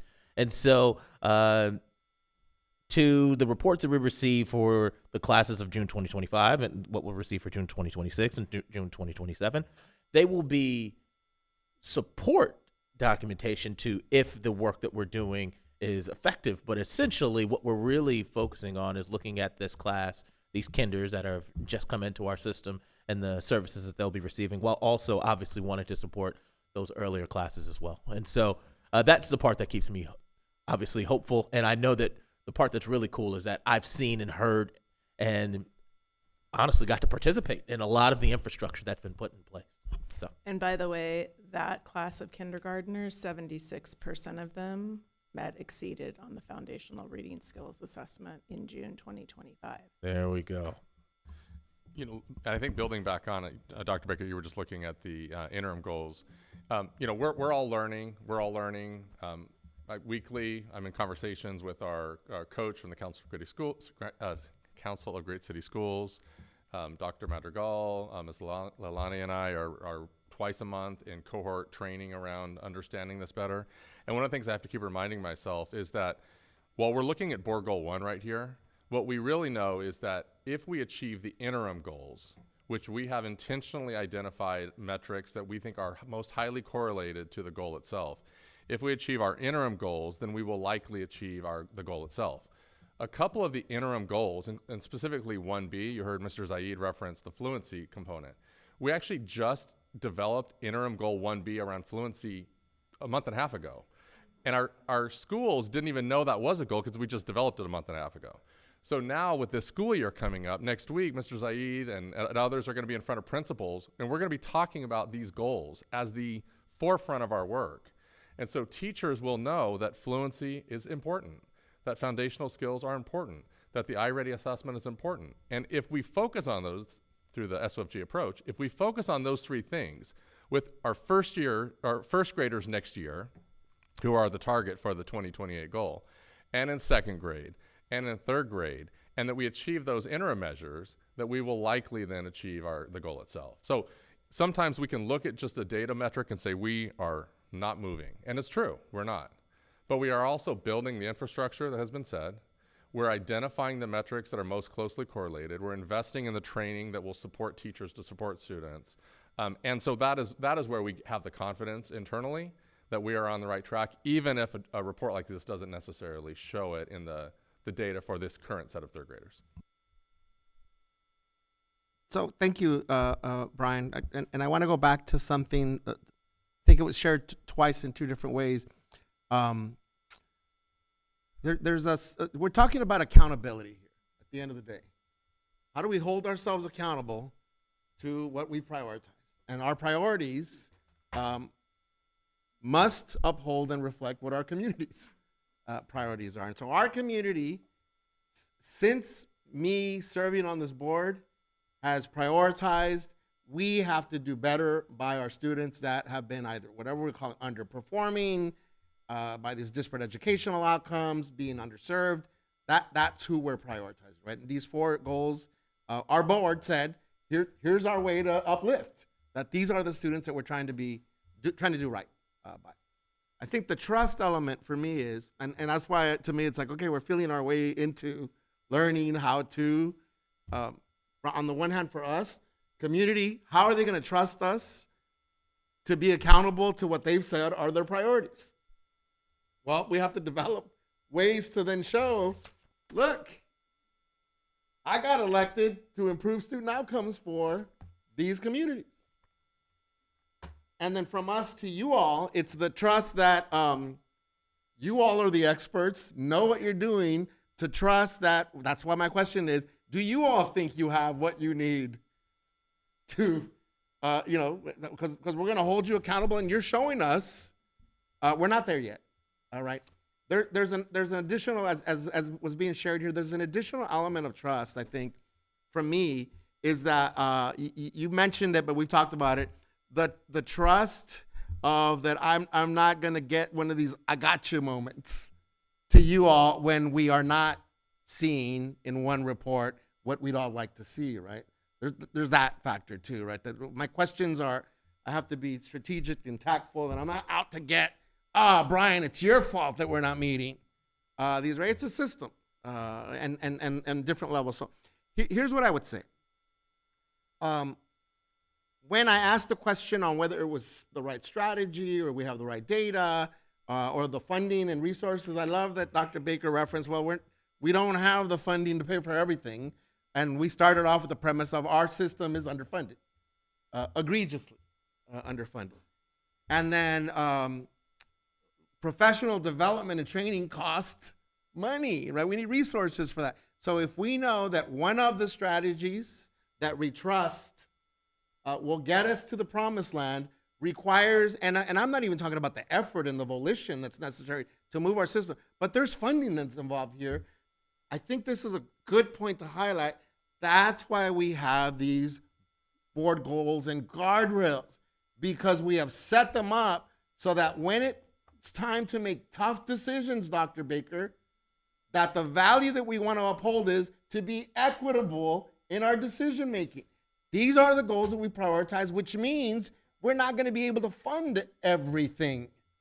So that when there are cuts, that's why we showed $139 million of our money that we get federally, that's who it impacts, right? So that's a trust thing for me. And so the honesty here is there may or will be a time where we say, we're going to have to shift funds to make sure that we do right by these students. Or at the very least, when we cut funds, here are our unequivocal, we're not going to cut this. I think that's the trust, right, with the board, that we're not going to be on an ongoing basis forever, unlimited, say we're funding everything equally. That's I think the accountability part to me. So I encourage our staff, if and when it's appropriate, to help me with that trust issue, so that if and when we know, well, you know what, it's because we need this and that requires funds, well, that's what we're here for, right? Because these decisions are, not going to be easy, but we still have these things to hold ourselves accountable. So I appreciate, like, there's professional development involved. This strategy is linked to X, Y, and Z, and at the end of the day, we have not just asked our superintendent, we're going to hold our superintendent accountable, that when the difficult decisions around equitable decision-making needs to be had, that one guardrail, she's got to check in with our stakeholders on that. No major decision will be made without checking in through a community engagement lens, which we're getting to that part in our agenda. But two, that we've not just asked her, we're holding her accountable to make sure that we deliver on these goals. All right, and that's where I think, to me, that level of trust then will help us lean into and learn from. So I checked off the boxes. The board monitoring goal, board goal number 1 for monitoring checks off the 4 boxes. To me, it's having a better and greater and deeper understanding of, do you all think that you have what you need to get to the question of, hey, are we real? That, the hockey stick, 11% is super ambitious, right? But we also need to hear when either we don't know and be able to trust each other to be like, we're not going to do a 1 year 23% increase. It's just not going to happen. So thank you for that. Something that feels important to share about that, and I think Brian shared a little bit about this, but the focus that the board has established is also the opportunity to cascade that focus from the boardroom to every classroom. And I say that because these goals are not achievable without every teacher in their classrooms thinking about, if I'm a K-2 teacher, what am I accountable for? And if I'm a principal, what am I accountable for? How am I supporting, and how am I either holding myself accountable or holding a team accountable? So we only achieve our goals when the interims are achieved. In service to that, the research office, along with Mr. Zaid and Mr. Samuels and their teams, will be presenting a way to look at data now with a more focused and refined lens connected to the board goals. And so credit to them. They're not here to get the credit tonight, but we'll give it to them. That reporting, they have developed targets for each school to be looking at by subgroup, by other groups, so that schools and teachers, schools, principals and teachers and support teachers are together now using whichever of the 4 goals, not all of them. If you're a secondary school, you're not looking at early literacy, but you now have opportunities to look at data differently, cascaded from the boardroom to the school and to the classroom, which is a very different way of thinking about our accountability systems than we have been able to do in the past. And I'd like to bring the conversation back around to asking strategic questions, because that's part of being, that's part of our responsibility to be effectively monitoring the report. So, well, I do have a question. In next steps, there's going to be a plan to support the quality of designated ELD instruction across school sites. And if someone can clarify how this will be different to what is currently in place. Mr. Zaid, I'm wondering if, I know you and Mr. Samuels both are planning for the return of principals next week. If you could maybe speak to the 2 key levers that you're planning to focus on that I think address really all of our board goals, depending on which level. But I think those 2 levers would actually support what Ms. Lopez just asked. So the 2 key levers that we are focused on is coaching, feedback, and supervision. And then the second lever is data and progress monitoring. And in the coaching, feedback, and supervision, it means prioritizing and being in classrooms and working hand in hand with our teachers, with our intervention coordinators who are also modeling and planning lessons, specifically in regards to our literacy instruction and in regards to both designated and integrated ELD, making sure that we're going over the vocabulary and seeing it in our schedules in our classrooms to make sure that that is something that is happening, and giving coaching and feedback around the quality of it. So those are the two key levers that we're focused on, and how those will play out in the classroom. Data and progress monitoring. So the first key lever is coaching, feedback, and supervision, and the second one is data and progress monitoring. So you're using the data, both qualitative and quantitative, to then give feedback. And I have a question about ensuring that we have more of a consistent implementation of teaching practices. And is there a plan, or what is the plan to have more consistency in that area? Tapping into what Mr. Zaid shared as it relates to the two levers that are moving forward for our focus for our principals and our administrative teams, which is data and progress monitoring and supervision of instruction. Specifically related to supervision of instruction, we have a QCI look for tool. So our teachers over the last 2 years have been engaged in quality core instruction, professional development face-to-face, and to support implementation and fidelity and staying the course, we have a look for document that allows for our principals and our administrative teams to walk classrooms and provide feedback associated with what we are expecting to see connected to the instruction. So now how is that different? The difference is around the supervision cycle and having a specific calendar for all schools and being held accountable to that. And so this form will be provided to all the principals, and will the principals be sharing that information with the teachers, or that's just a tool as a principal supervising the teachers, or what's happening in the classrooms? It's twofold. So the principals already have been implementing the Look For tool over the past year.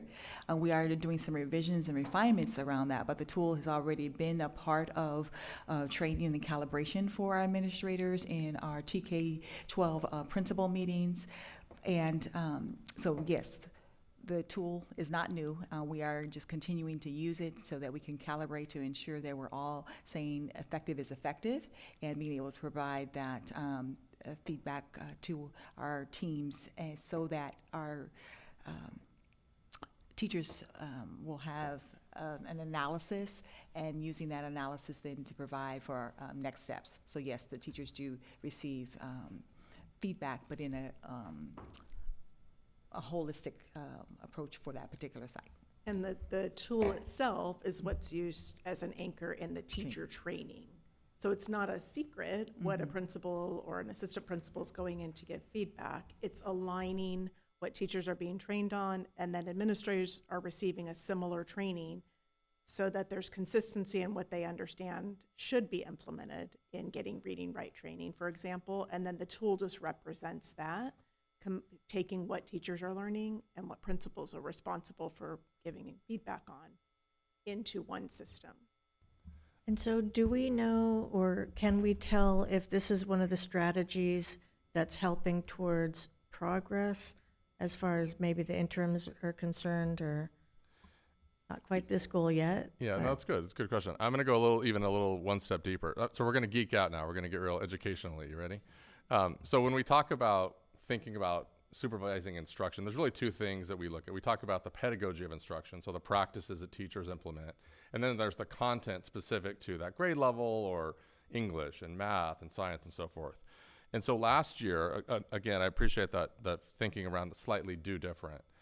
Last year, the look-fors that our principals were engaged in were around these broad pedagogical practices that we call quality core instruction.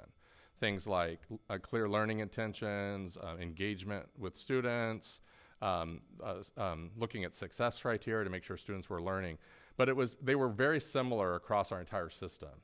So that's the pedagogy we were looking for. This year, in support of OCIPD, with the elementary office, we're actually having our principals start looking for more specific content and pedagogy combined. So as the teachers were going through training around getting reading right, there are some very specific practices that they should be engaged in that support early literacy, that support middle grades math, that support high school English that shows up in Board Goal 4. And so now what we're layering in is that when our principals are going in classrooms, they're looking for the broad pedagogy of clear learning intention and engagement, but they're also layering in specific content about what are the routines that a teacher should implement specific to first grade reading or fourth grade mathematics.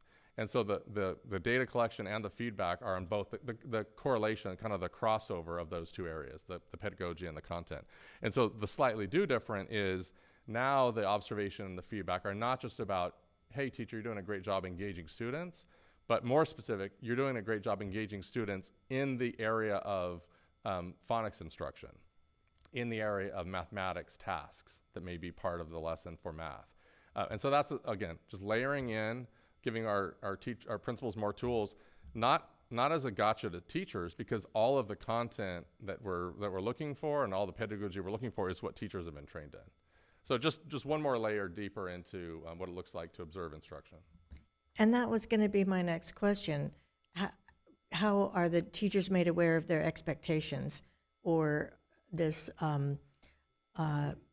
move towards the more looking at both content and pedagogy. So you answered that question for me, but I think it's important for us to see the cascading effect of there's a change being made, but everybody's aware of it, and we're providing that professional development piece so that our teachers can make those adjustments, improvements, changes, whatever it is, in their classroom, and that there's support for the teachers with the principals, and then the principals are supported with their principal supervisors. So it's good to know that, that system is in place.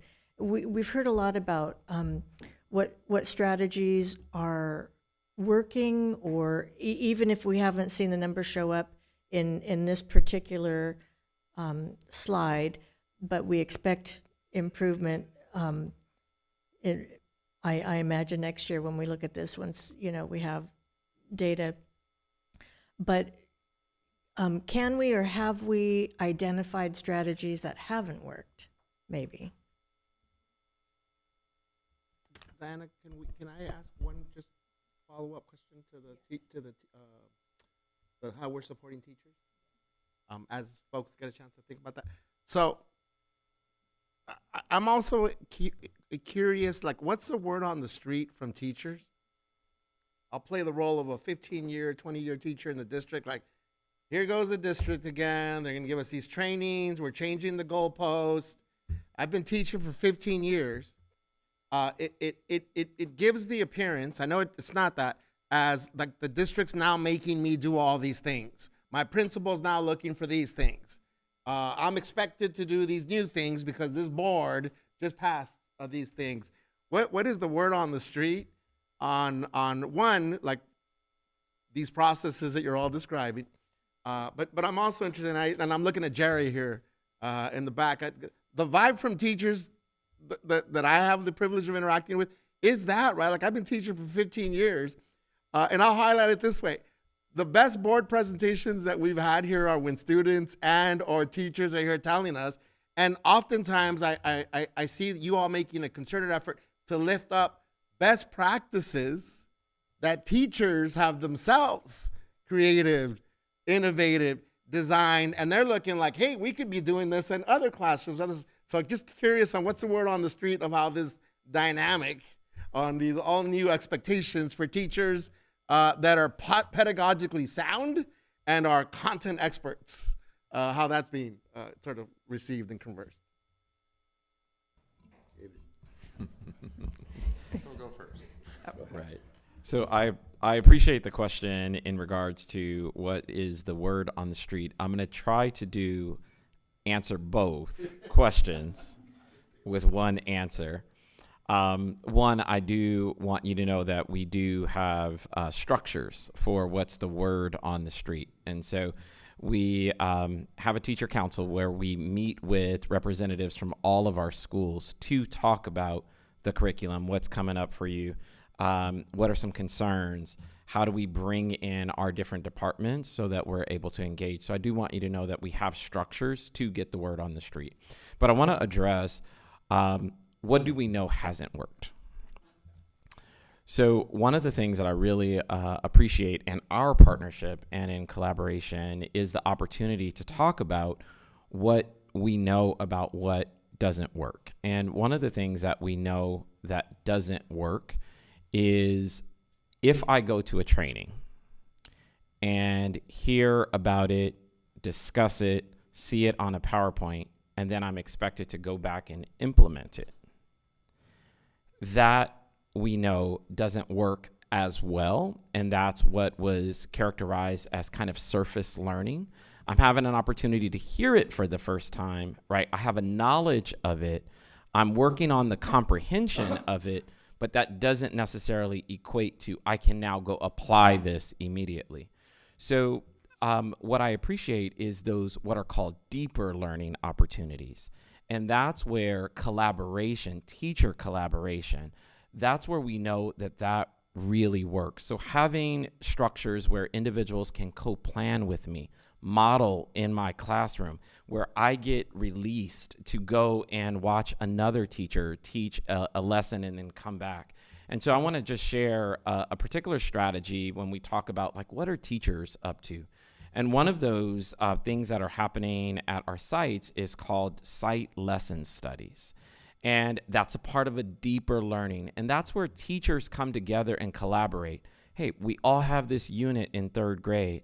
Let's co-plan it together. Let's all go deliver it. And then let's look with the lens of what is the impact that it's having on students and what's the impact that it's having on performance and outcomes. What did we learn and what can we do differently as we plan our next lesson? So in the ways in which we're really lifting up collaboration in grade levels, doing lesson studies, a variety of what are considered deeper learning opportunities for teachers to collaborate with each other. So now I'm not just getting the training, I get to practice, right? And I get to grow in my own learning. So that's something that I would say, what's the word on the street? We need time to collaborate, to really understand what this looks like, and the space to really try it out with each other, taking the best of practices within our grade level. And that's also some, I would say, new learning for us. So hopefully I was able to be in the ballpark of both of your questions. And it also gets to why things just don't happen fast, right? Because if we were just forcing folks to do X, Y, and Z, we'd run into those issues, right? Yeah. Another example, so when we talk about retraining all K-2 teachers, of course, many of those teachers, especially experienced teachers, have history of effectiveness at an individual classroom level. And we had to sunset a number of literacy programs that existed in the district to move into Getting Reading Right, which is based on the science of reading. And while I won't name the programs, when we think about equity across schools and across systems, it isn't about a single teacher who can outperform the statistics. This is about building collective efficacy across a district. So no matter where your student goes, and whether he or she is an English learner or a poor student, they can expect to get a quality core curriculum and pedagogy to go with it across the entire system. And so it's not creating robots, it's taking what we know works with students, creating that toolkit in every teacher, and then, as Mr. Zaid talked about, the impact of teachers working together, so in the example of a lesson study or grade level teams working together, is a really important factor to how we see results change for students. Mr. Arnaud? Okay. First of all, I with Dr. Benitez, I will stipulate that we are underfunded in education. However, it's not about money. I read a study recently that talked about the system in the United States that is the best funded is New York, and they have lousy results, and they've had really lousy results for quite some time. And so it's not just about throwing money at things; it's how you do it, and it's how, and that's the things that we're talking about now. The first point that was made in this discussion was that the results that we're seeing are not, the progress is not linear. We can't say we're going to move this up 20 points in 5 years, and next year we'll increase it by 4 points, and then it'll be 8, and then it'll be 12, and then it'll be 16. It just doesn't work that way. This is just a time to do what we're doing, which is to reflect on what's going on, to identify what's happening, and then talk about that and agree upon it, judge it, and then to make adjustments. It's sort of elegant the way that it's come around, because it's what, Juan, you mentioned early. It's really about trust, and it's about the development of trust among teachers, among people in the school district, and then it's identifying what those conversations are, and the question is how to do that. And we're doing it. I'm very non-judgmental right now about what this is, and I'm not going to say, wake me up in 5 years and we'll see what the results are then, because it's the way that it's done now. The thing that I think makes the Long Beach Unified School District so attractive to other places is that we try and, as Brian said, go deep and figure out what's really going on, and how do you address that, and then how do you find out whether what you're doing is successful. And that's all based on the trust that is developed among people, administrators, teachers, students, families in the community, because what we're trying to accomplish here is a real complicated soup. But it's the task that we've laid out for ourselves. We said goals, data, interpretation, and then evidence and plan. And I think that's the path that we're on, and I feel very comfortable in the doing of that. And every time I come to one of these meetings or talk to one of the administrators, I learn new things. And it's not like, oh, we've held that one back from you. It's that it's evolving, and it's that involvement and that engagement of everybody that's involved in these decision makings that makes it potentially successful, but meaningful on a day-to-day basis. Well, I'm glad you mentioned the 4 components to this monitoring report, because it's time to vote on it. I feel like we've exhausted our questions. So the motion on the floor is to accept the monitoring report on Goal 1. So all in favor? Aye. Any opposed? Any abstentions? That passes 5-0. And next we will take a look at, the monitoring report for Goal 2. Again, we'll start with a motion. Move approval. Second. And we'll go to a discussion. And I'll just remind everybody that we need to be asking strategic questions. So I think we've discussed theories and other things, but let's let's try and be effective monitoring report question askers. Who would like to start? I'll start. The analysis indicates that students did not routinely receive differentiated support, which for me is concerning. Differentiated instruction should be an expectation in every classroom. And moving forward, how are we going to ensure that differentiated instruction is a supported practice in every classroom?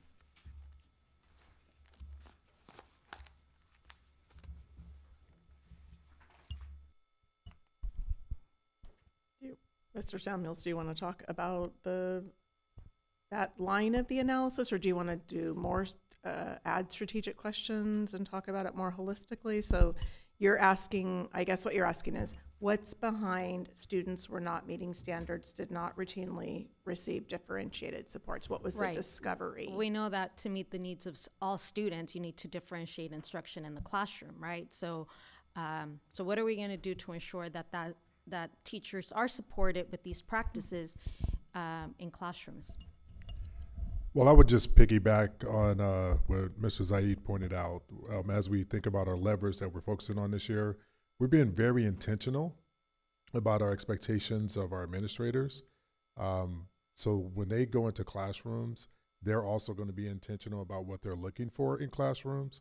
When we talk about what they have received in their training, with the QCI training, and even some of the site training, principals are going to really pay close attention to some of these areas of concern.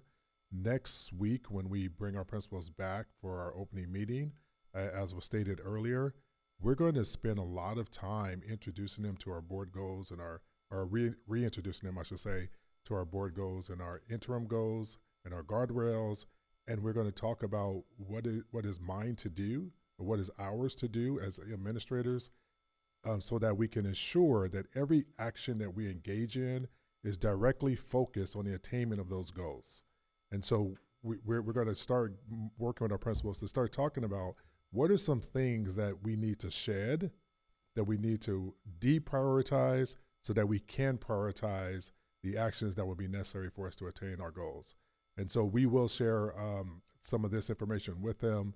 And then, as I stated, we will also be talking about that intentional coaching support that will be provided by principals, feedback, visiting classrooms, et cetera, to ensure that everything that we're looking for as regards to instruction will be there.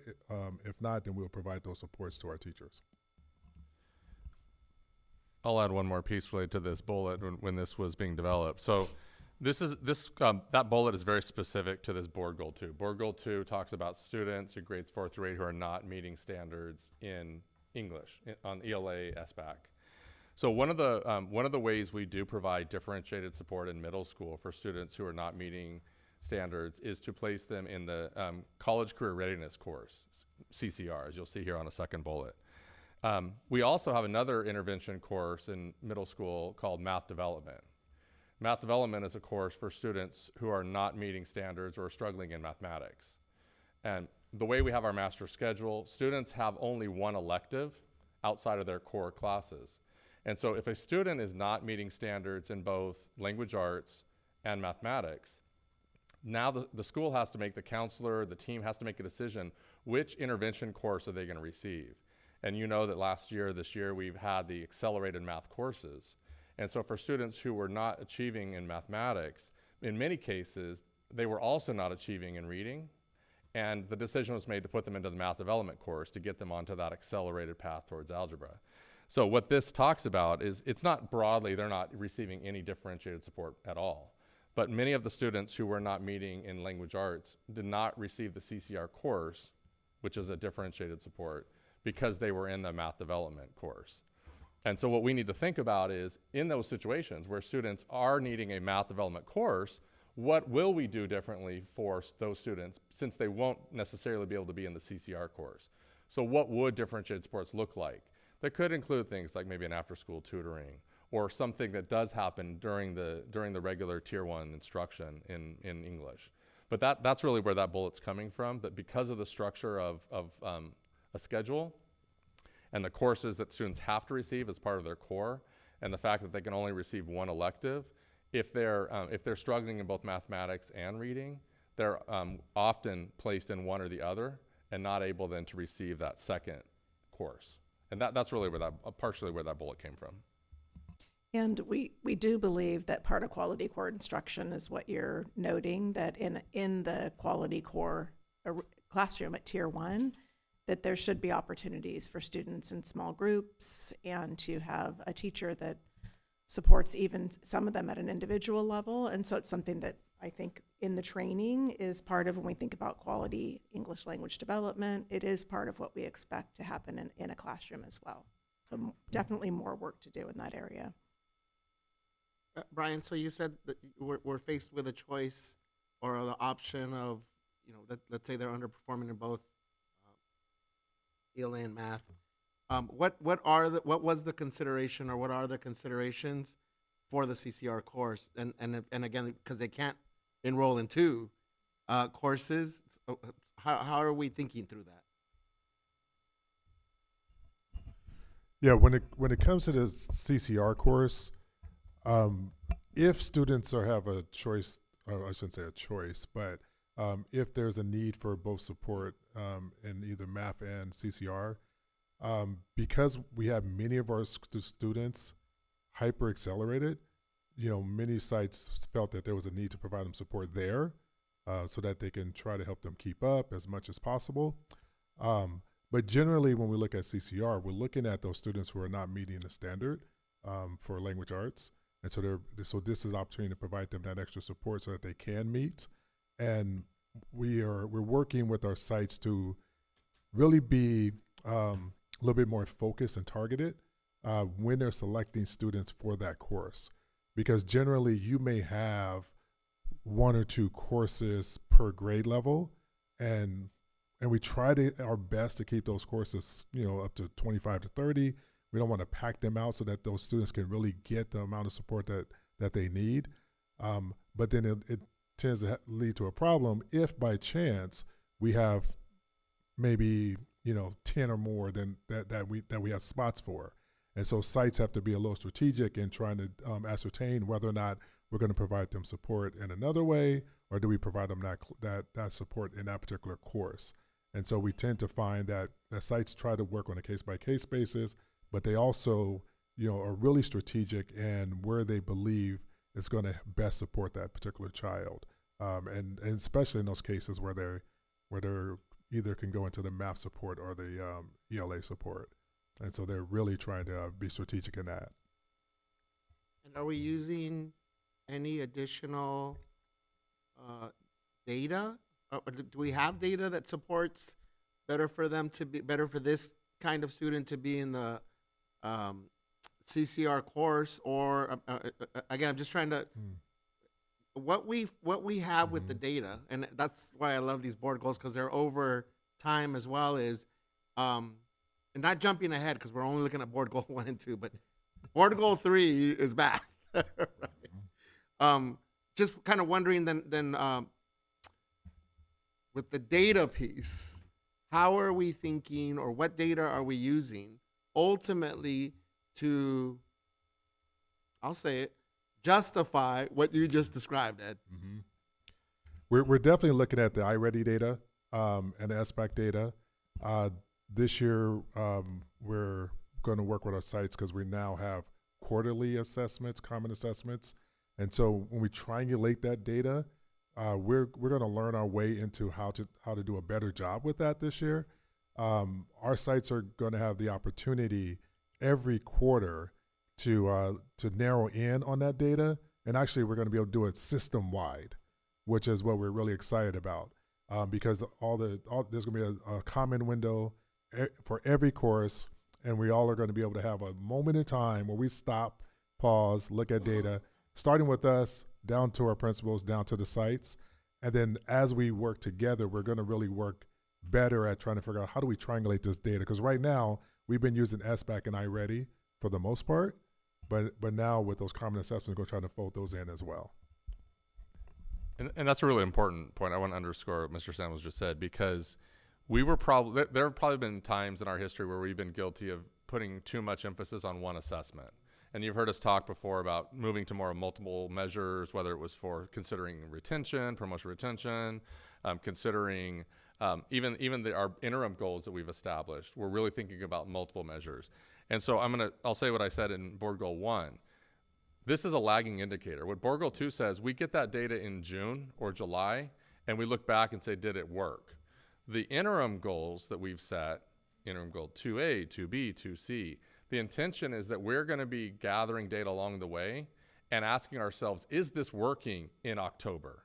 Is this working in January? Is this working in March? Not waiting till June. And it gives us 3 or 4 different types of metrics: SBAC, iReady, fluency, common assessments, 4 different assessments that we can say, is this working? And if it isn't, then what do we need to do differently for our students? But that is really critical, what Mr. Samuels just said, that we're do different. This quarterly setup, quarterly progress monitoring, quarterly common assessments, district-wide, us all really kind of pausing and saying, where are our students? Is the work that we're doing, are these adult inputs having the impact that we want? Are the outputs what we think they should be on the path towards the outcomes that are part of the goals themselves? But that multiple measures is going to be really critical to us looking more intentionally at how students are doing. And kind of to piggyback on what you were saying about having multiple assessments to show us where we're at with the data. I'm imagining maybe some parents or teachers would be nervous in hearing there's going to, or maybe in thinking there will be more assessments in addition to what's being done now. So would you like to address that part? Yeah, so if you look at, for goal 2, the iReady has been given, that's not changing. 2B is around fluency in 4th and 5th grade.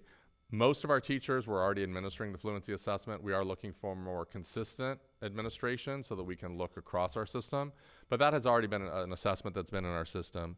The quarterly assessments around for interim goal 2C, we have always had common assessments, unit assessments that are generally created by our Office of Curriculum Instruction and Professional Development, administered.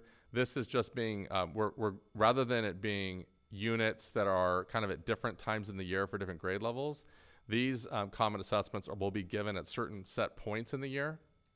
So it's not more assessments, it's just a different timing, so that we so that principals and teachers can really look in a strategic points in time and say across all of these assessments, iReady, fluency for this goal, iReady, fluency, common assessments, all around early October or early November, are we making the progress that we expect? So it's not more assessments, it's just more strategic use of the assessments that we already are administering. Thank you for putting a finer point on that one. Yeah. Do we have more questions about goal 2? In which case, it's time for a vote to accept the monitoring report for goal 2. So all in favor? Aye. Any opposed? Any abstentions? That passes 5-0. Oh, yeah, let's take a little break, and if we can just be real quick and reconvene at 7:45, is that the correct time? Can we all agree that Wayne can't take a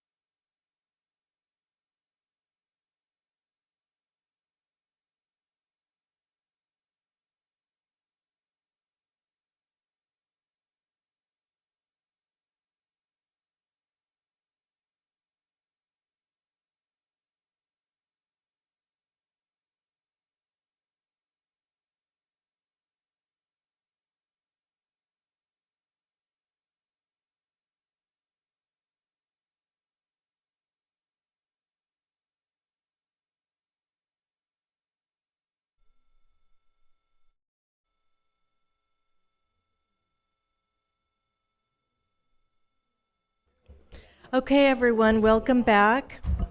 We've had our brief break, but it's time to resume. And so we are going to welcome back Mr. Wayne Strumpfer, who has been with us through this bylaw process. I believe we started last October. We actually kind of started a couple years ago with the basic bylaws, right when I started 3+ years ago. But yes, this project, this part of it, was in, I think it was in October, with the two of you in the policy group. Yeah. Right. Yeah. So tonight on the agenda is the 18th bylaw that we will be looking at for this cycle, if you will. And this is bylaw 9016. So we will have you introduce that. Thank you, and I will say good evening, President Craighead and esteemed board members and executive staff. This evening caps the board's bylaw project, and during the past 9 months, I want to point out AJ Craybill and Greg Klein in helping us through this as well. But we've worked with you individually and collectively to help the board update and create bylaws that provide written policy for you to follow. These bylaws lay out procedures on issues such as role of the board, disclosure of confidential information, agenda planning, board committees, conflicts of interest, and the roles of the president and the vice president. The goals of these bylaws is for the board to be more transparent with the public, clarify roles between the board, board members, and staff, and to provide written procedures for the board to follow in specific situations. These bylaws are living documents that can be amended with a majority vote at any time. Tonight, as you mentioned, President Craighead, we'll discuss, or you'll discuss, the vote on the 18th bylaw, 9016, closed session purposes and agendas. This bylaw refers to and is consistent with the Brown Act. This bylaw allows a clear understanding for board members and the public when dealing with confidential matters as defined by California law. In the draft document for the bylaw, I provided explanations for the 2 red line edits that we recommend in the original draft document that was published back in December. I'm happy to answer any questions or talk about those edits if necessary, provide any other assistance during this discussion tonight. I do want to take a moment just to thank the board for thoughtfully and thoroughly going through this process, the proposed bylaws. It's been a bit of a run here over the past 8 months. But you've completed the work that's been demanded of you, and I appreciate and I've enjoyed working with all of you. So thank you with that. With that, I'll turn it over to President Craighead. Thank you. And we've enjoyed the process and having you facilitate this bylaw adventure with us. Enjoyed's a very loose word.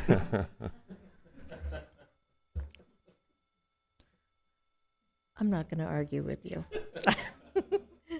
But how about this? But we've enjoyed having Mr. Strumpfer facilitate the process. There we go. Okay. Don't go too far, yeah. Yeah.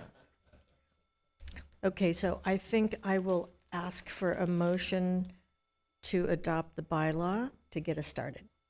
Move to approve. Second. And discussion.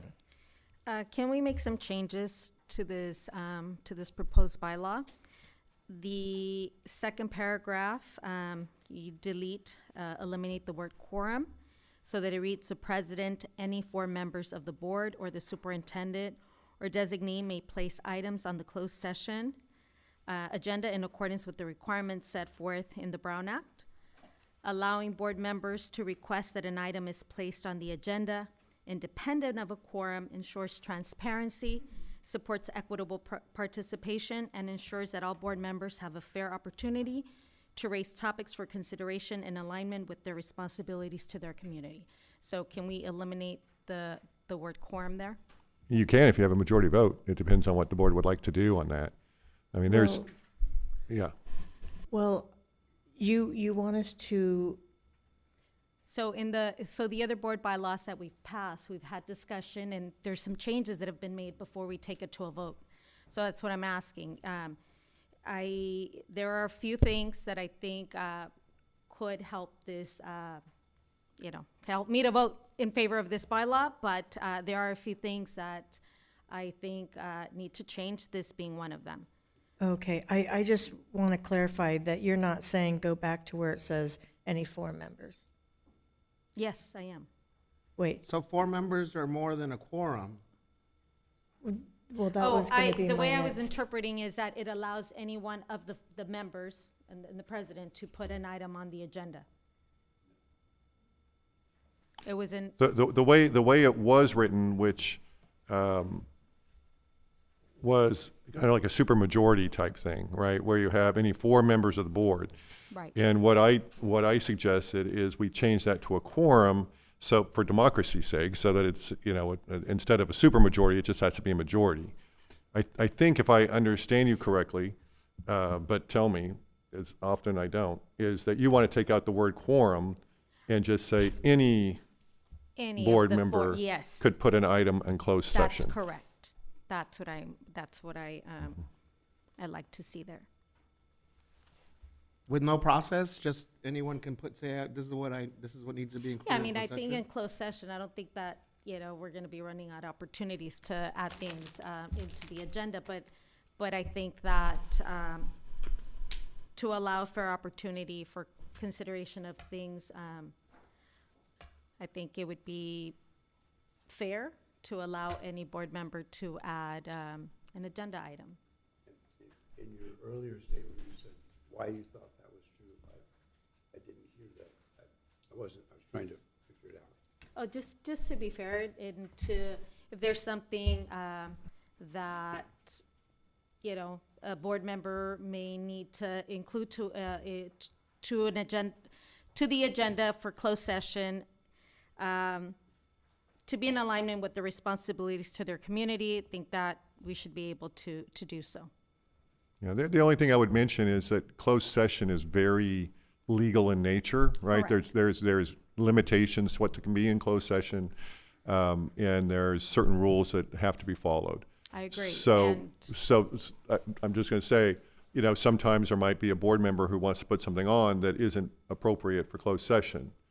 I suppose, if you're working with Mr. Riol, that would be one way to go about it. But another way is to have a majority board vote say, yes, we believe this is a Brown Act, a correct way to proceed under the Brown Act in closed session, and let's add it. So there, like I said, you can make that change if you want to. Your first question was, can you do it? And the answer is sure. You just, whatever the majority of the board wants to do tonight, as they have with the other 17, you can make any changes you want to make. Yeah, and I think that it can be included so long as that's within, following, what we are supposed to follow legally. So the part where I'm struggling here, because I hear your point. Right now, the process in which we can add something to the agenda in closed session is with the board president, which is voted on. We're talking about a quorum of board members, which is obviously enough for a vote, which is 3. Or 2. Yeah, right. And or the superintendent, who was also voted on. So we're talking about a democratic process in which things can be brought to the board. And you're saying that there should not be a democratic process to bringing things to closed session. For what reason? I think that's the part where I'm just confused. Yeah, don't take it that way, Mr. Miller. Not that I don't believe in a democratic process. I just believe that board members are elected, and we 20% of we represent 20% of the community out there, and so I think it just if we wanted to put something on the agenda, I think we should be able to.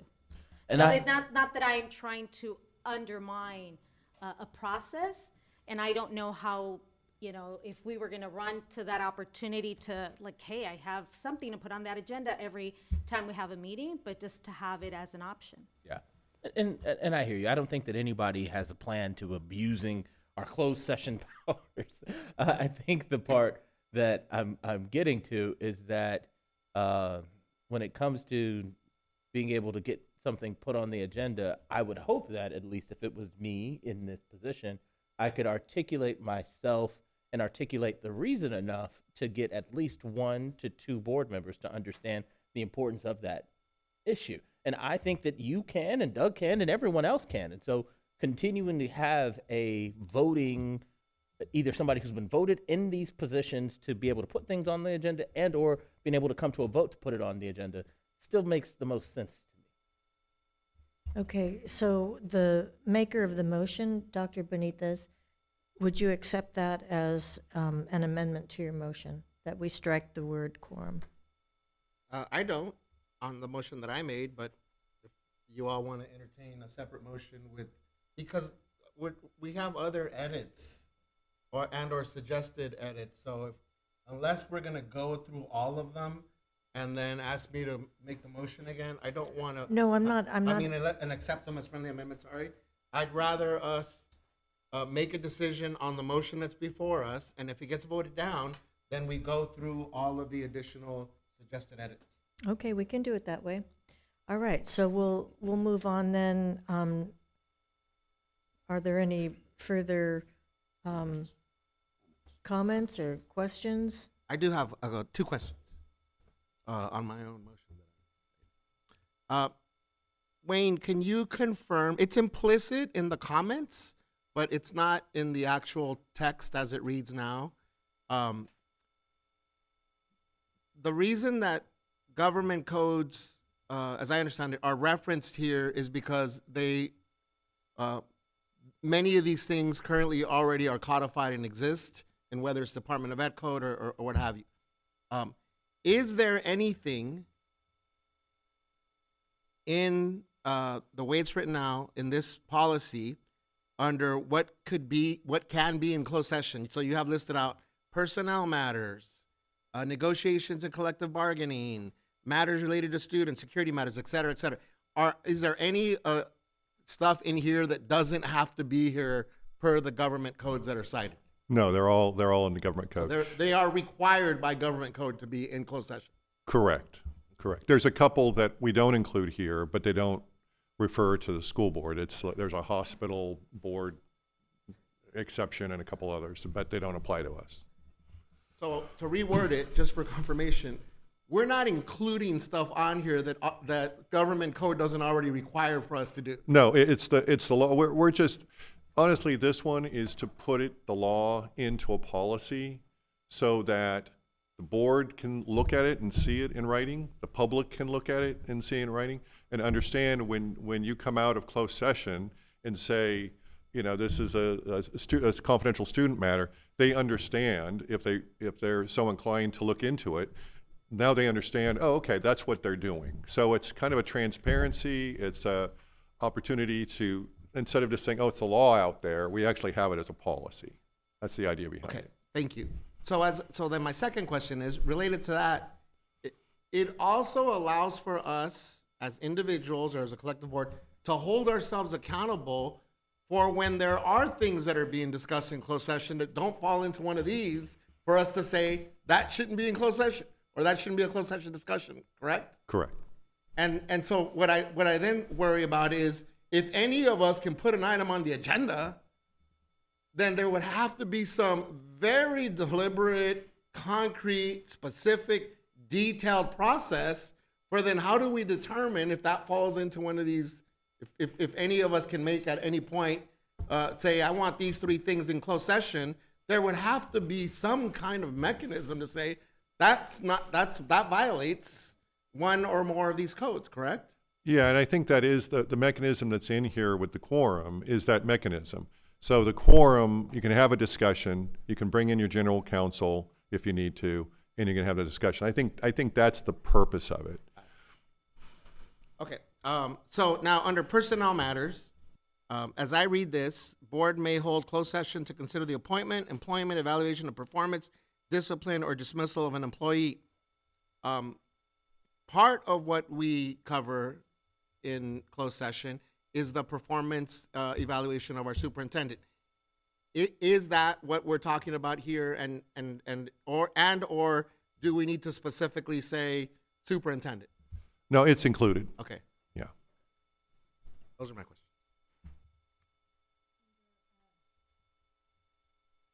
Under matters related to students, it states that the board shall meet in closed session to consider the expulsion of a student unless the student submits a written request at least 5 days before the date of the hearing, that the hearing is to be held in open session.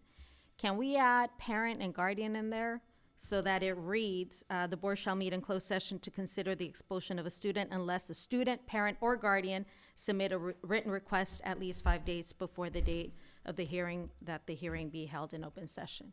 You are under, you are under matters related to students. Yes, or Paragraph. it has to be the student. Paragraph. That I'm the sorry. rights, like legally, does it have to be only the student that submits a written request? And Yeah. why don't we add parent and? I understand your legal question. I guardian? just need to look at the wording. Is it paragraph 1 or Two. 2?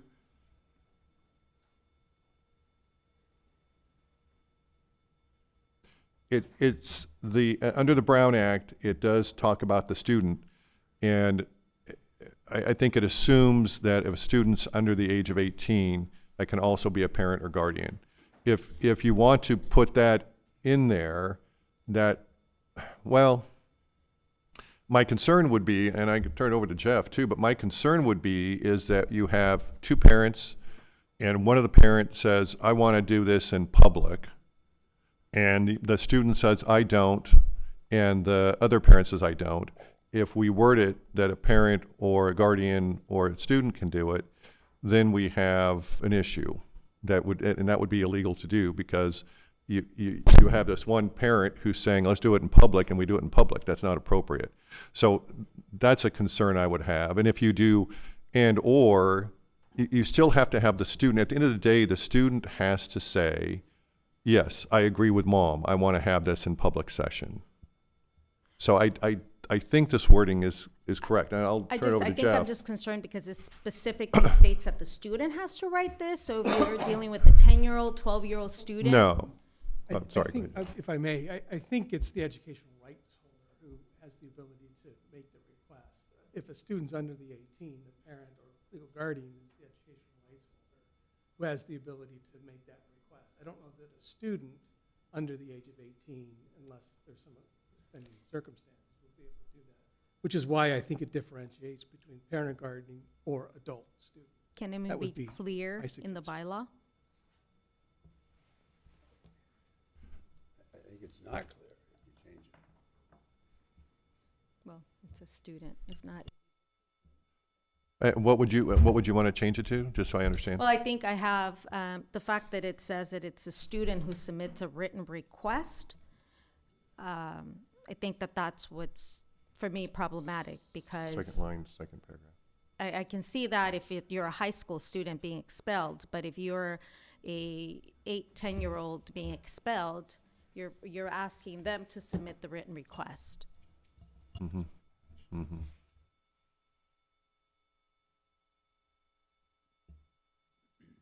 I don't know if that's implying that the written request has to be written by the student, but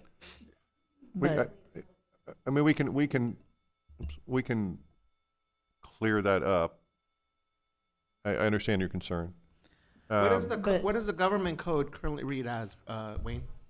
You know, I don't have it in front of me. We could look at it. Maybe. This one's actually in the education code. Yeah. As to this piece, and it just indicates that it indicates that student matters can be held in closed session. Right. I don't have the language in front of me. Yeah, it does, in the first paragraph, it does say if a written request for open session is received from the parent, guardian, or adult student, it will be honored to the extent that it does not violate the privacy of any other student. Right, so just keep it consistent. So what you're saying is to have this, unless so you'd say, the board shall meet in closed session to consider the expulsion of the student unless the parent, guardian, or adult student submits a written request at least 5 days for the date. That's, from my perspective, from legal perspective, it's consistent. And if it's the same, do we even need it then, Wayne? If it's saying the exact same thing. Well, I think you make a good point. Member Lopez, in that I think the second paragraph assumes the first paragraph, right? So it says, unless the student submits, but what it's saying is, unless the student's parent, guardian, or adult student submits. So if you're concerned about the confusion that would bring, there's no legal problem with changing that language to be consistent with the first paragraph. I'm looking at Jeff to make sure that you're in agreement with that. Yeah.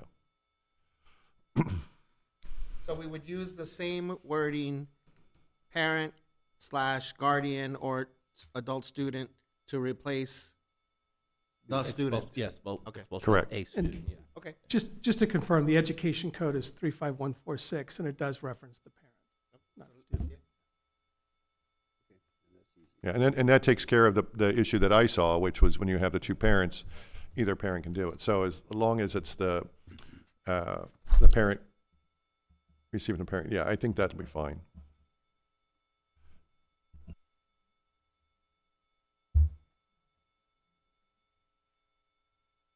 I'm just conferring with Jeff since he's going to have to deal with this and once I move on.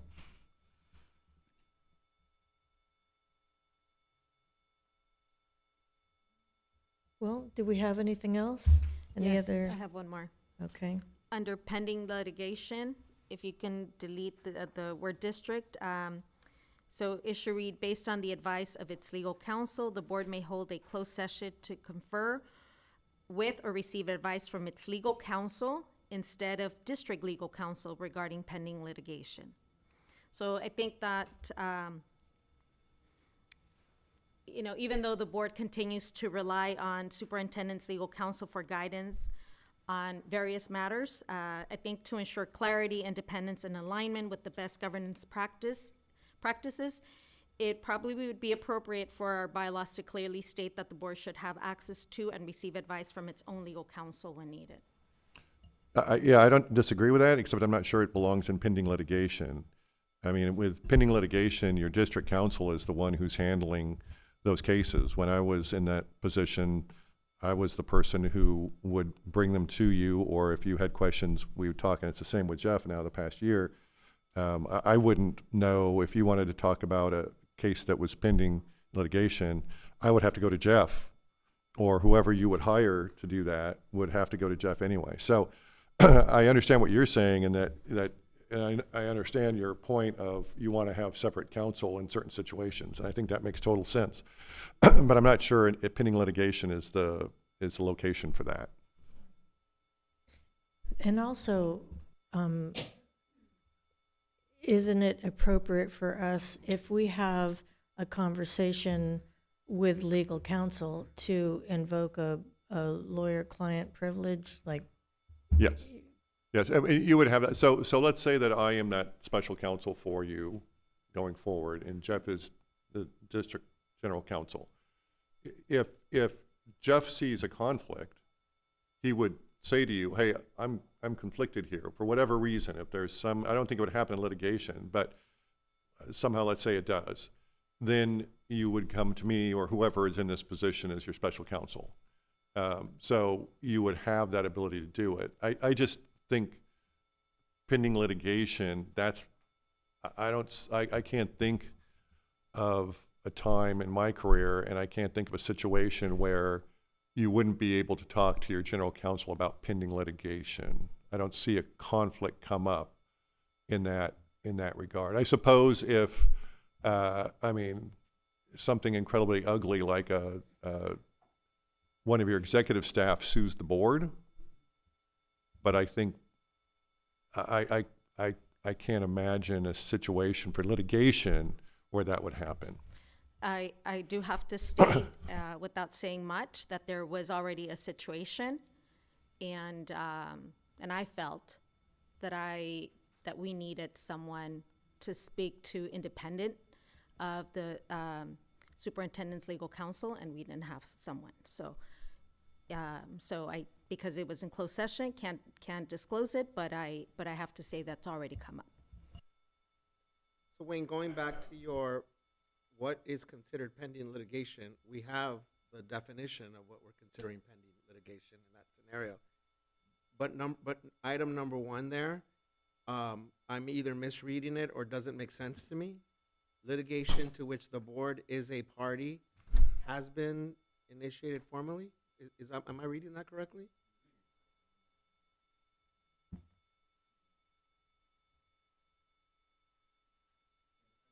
I think it's missing and has been initiated formally.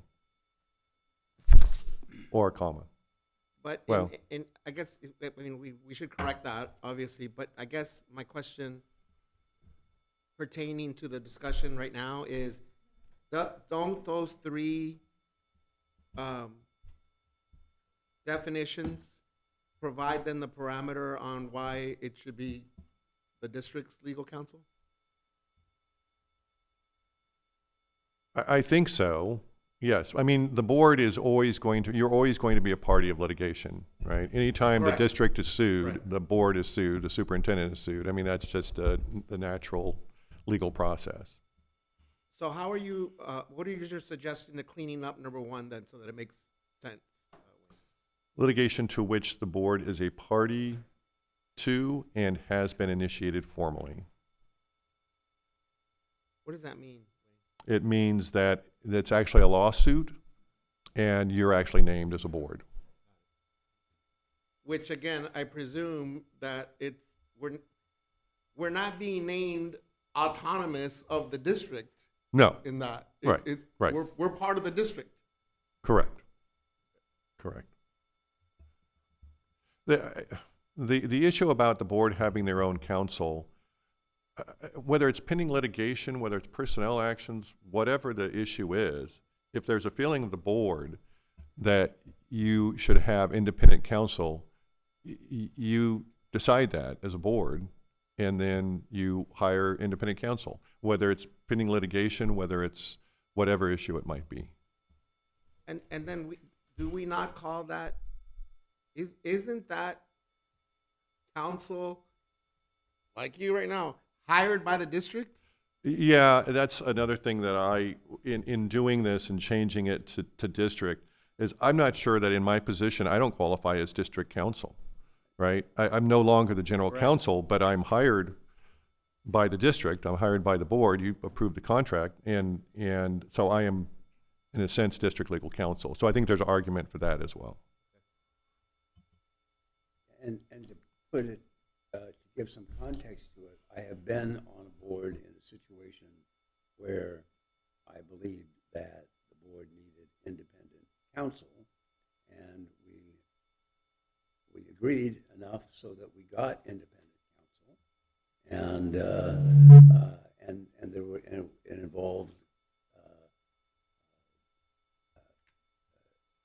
it involved leadership in the district, and so there has to be. I believe there needs to be a vehicle, but I think it should be on a vote of the board, a vote of the board or something. There just has to be a way to do it if it comes up, because it may come up, in any number of situations that opportunity needs to be preserved. It just doesn't. So if I may, I think if you look at that first sentence, and yes, we agree to the extent there are 3 board members that believe that there needs to be independent counsel or special counsel on a particular matter, that's up to the majority of the board to make that determination, which they can do at any time. The first pair, or when you look at that reading of that first sentence, some of this is based upon the district's legal counsel. The board may hold session to confer or receive advice from its legal counsel regarding pending litigation when the discussion. So there, at one point, there's a difference between making a determination, this is a closed session item that you can put on and discuss in closed session. Depending on which legal counsel is going to be addressing that particular issue, that's going to be up to what the issue is and what the board is. If there's a conflict, I've always indicated as counsel to the board and counsel to the district and the superintendent, if I believe that there is a conflict with something that I need to, or that the board is seeking advice on, I will let you know that I believe there's a conflict and advise when separate counsel would be necessary. Even if you don't advise it, we can let you know that as a board, You can make a determination, based upon my advice or other advice, but ultimately that's the client's determination. But typically it's based on legal advice. Okay. Do we have any other questions or comments on I've got this? a clarification that I need for under pending litigation, after the numbered paragraphs, the paragraph that begins, the above record does not need to identify an alleged victim. This is obviously a sensitive area, but I wondered whether that meant that the board could identify the victim, and whether that could create a problem that we could eliminate by instead of saying does not need to, just said, what I wrote next to it was the above record, it doesn't mean they could name the victim. I think I'd rather eliminate that possibility. Yeah, I think the reason for this language is that sometimes victims name themselves, sometimes they don't, right? We've seen that in Harvey Weinstein and some other cases, right? Sure. So when they do name themselves, you would have the option to go ahead and name them on the agenda. So that allows for that possibility, but otherwise you're correct. So I know. I noted the language at the end where it says, unless the identity of the person has been publicly disclosed. Yeah. So do you have a suggestion on how we would word it, Doug?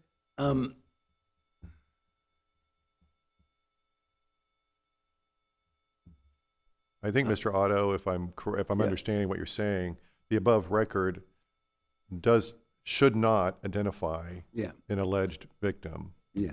And then at the end, unless the identity, which is already there, unless the identity of the person has been publicly disclosed. Yeah. Am I understanding that correct? Yes. Should not or will not or shall not, whatever Mm-hmm. language you want to use. I like should. Okay, are there any other comments or questions on this one? Okay, so if you want to take the proposed changes as a friendly amendment, we have on page 79, the second paragraph, to strike the word quorum. That's one proposed change. On page 81, I didn't make a note of that change, but are we eliminating a paragraph or? No. Yeah, on page 81, when we were talking about matters related to students. Adding the consistent language from paragraph 1 into paragraph 2, is that correct, Yes. Ms. Lopez?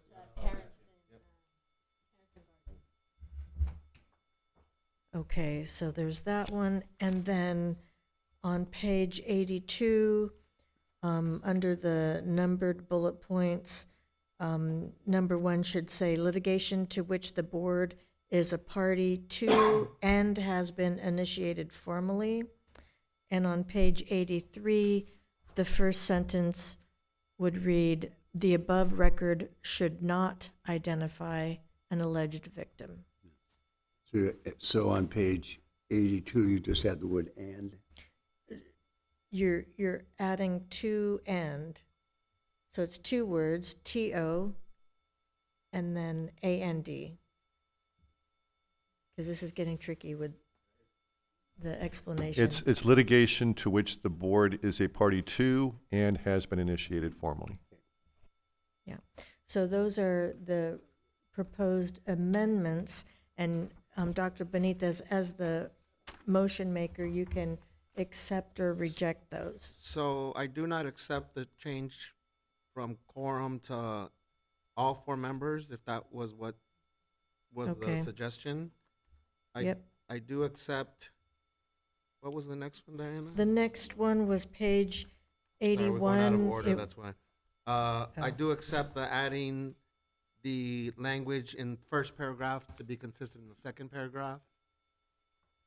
If we go back to page 80, no, Um, 82. No, 82. 82. I That's do not correct. accept, based on Mr. Real's reading and interpretation, removing district, because I think we're covered if we can at any time go get our own counsel, including in those instances where it's not consistent with the recommendation of legal counsel. I do accept the adding the words to and the words and to the first number under Right. that section. And I do accept using whatever legally is most appropriate, whether it should, shall. The attorneys can figure that one out for us, and page 83. Let's use the King James Version. Should not. Okay, so that's the motion before us. All in favor? Oh, Aye. aye. Any opposed? I vote no. Any abstentions? That passes 4-1. Mr. Strumpfer, I want to thank you very much. We will miss you. Thank you for being with us during this process. Yeah, thank you. I appreciate the opportunity to work with you as always. So thank you. Thank you, Wayne. Wayne, Yeah. I will tell you, man, you have been good to us on a number of fronts, and this process wasn't easy. So I really do appreciate your help, man. I know we gave you a lot of wordsmithing and a lot of long nights, but all things considered, I think that this is for the betterment of our board and for the betterment of the district. So thanks again. Okay, next on the agenda is student outcome focused governance implementation timeline.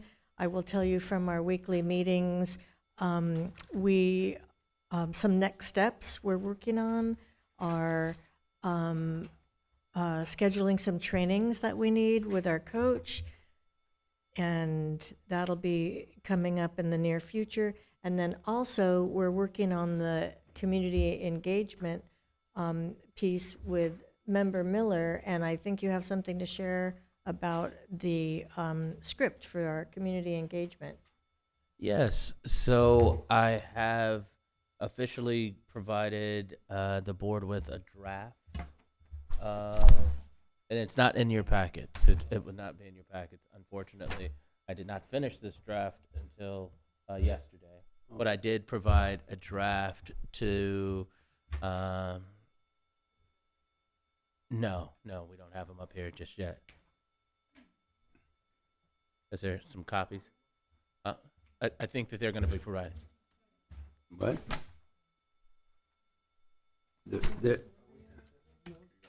No. So once again, this is not a voting item. This is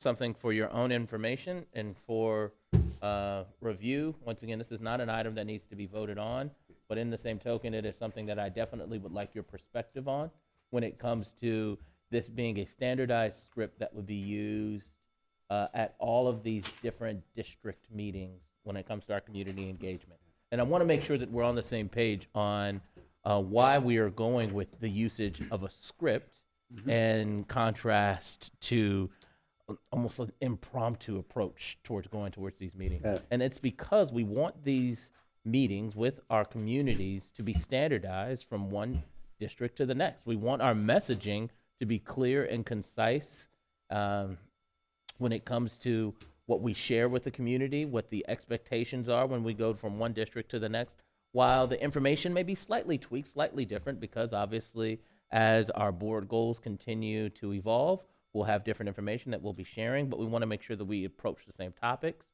we approach the same meeting norms, and we provide the community with the same expectations in every meeting. And so that's what this script is designed to do in regards to just making sure that we have a standardization when it comes to the types of meeting and the meeting norms for those community engagement. Would you like me to make a motion to receive it, Yes, but not vote on it? correct. Are you making it, Mr. Otto? Or No. are we being, are we joking around about that? No, I'm not going to make it. Okay. Then I do have a couple of questions, given that we just received it right now. What is our expectation in terms of timeline to provide feedback, input to this draft? And then second is, by what mechanism will we provide feedback and input into this draft? Next meeting. So technically, with this document being something that is internal for us, this is not something that, all due respect, we want to continue to keep our norms of community transparency and making sure that we get community input on all of our activities. This is really the script in which we'll be using to have those community engagements. So technically, the conversations can stay within the 5 of us as we develop this together, and we can work on this. If I'm not mistaken, and Jeff, I would like your input here. This is something that can be talked about and maybe wordsmith in closed session, correct? Yeah. Does this have to be?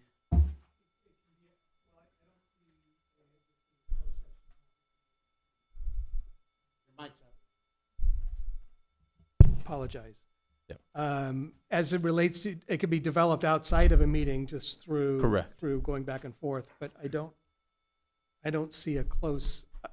Right now, there's nothing in my mind that this would fall under a closed session. Understood.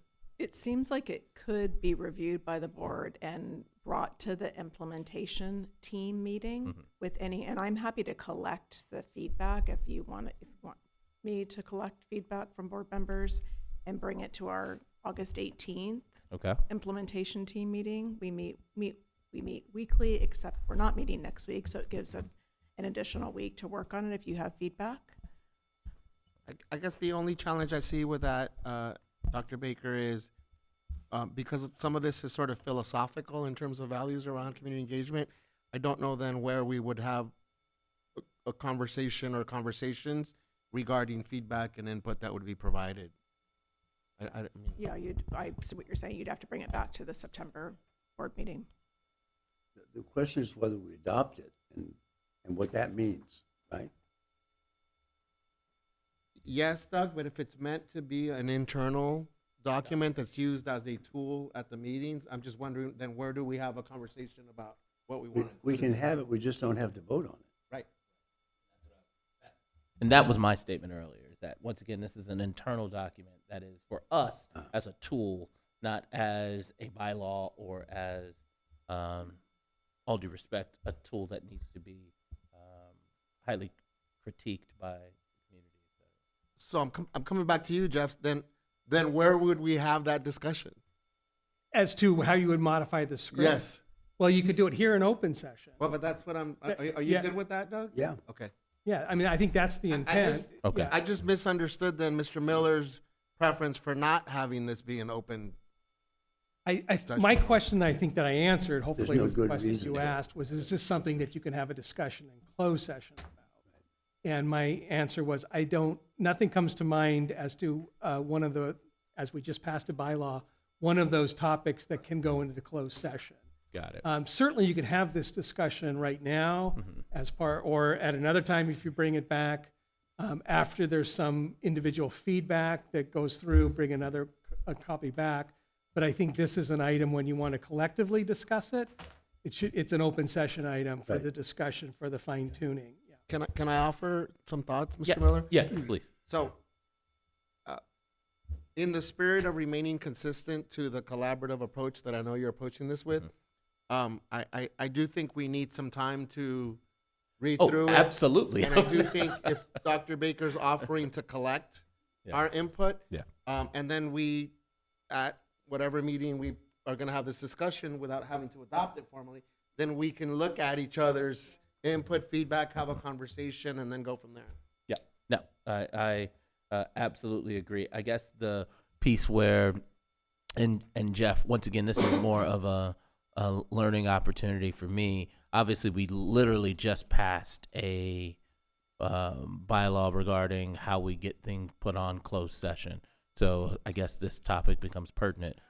For me, this is really a tool in which we would use to do our business, not necessarily a policy that would, or so you get where I'm going with this. Yeah, I think your point is, and I think it's a good point. What you've actually passed was the community engagement plan. That Right. was what it is that you developed in session, passed. This, to your point, is a tool that can be adjusted, modified. It's not coming back in front of the board as an action item for Right. further approval. So there's some greater flexibility related to how you wordsmith this as a working document. So I think I finally got your point. Yeah. And so I think that can happen. That's not, in my mind, going to be a violation of the Brown Act related to serial communications, because you're not bringing this back for an action item. You're really just doing this as an internal tool that you're going to utilize as a script. Correct. And it's actually the community engagement plan that was actually passed. Correct. And this is just a supplement. But it doesn't fall under the categories that are allowable in Right. closed session. So Right. just to, and I think correct. that's where Jeff Yes, started. I want to be clear on that. So according to the Brown Act, if we want to discuss this script, it needs to be done in public. Well, I think you want, for transparency, you probably want to bring it back for final approval or final acceptance, however you decide to do that. But no, because you're not taking action on it, it is something that you could discuss or receive input, or we can do it through Dr. Baker in terms of some of those initial pieces, and ultimately bring it back if that's something. So are we talking about individual board members sending their ideas, revisions, comments to Dr. Baker, and then she comes up with a new draft? Is that what we're talking about?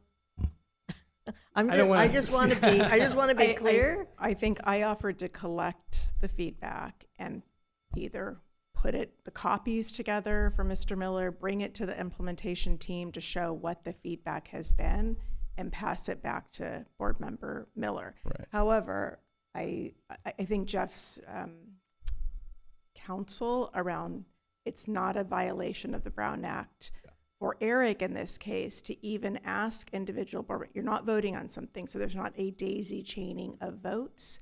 He could also, correct me if I'm wrong, but he could also ask board members, what do you think about this? What changes do you want? Because it's not something that you're voting upon. That could be done outside of the boardroom, and then a next draft brought into the boardroom if there's for collective discussion.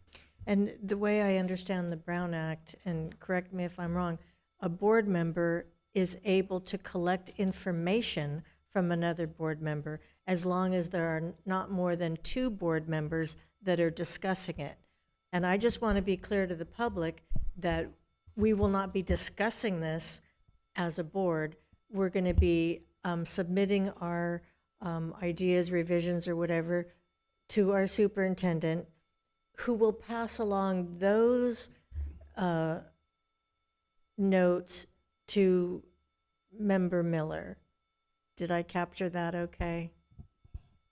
You may have, but it sort of leaves out the reason I suggested the process is because I would find value in discussing it with you all.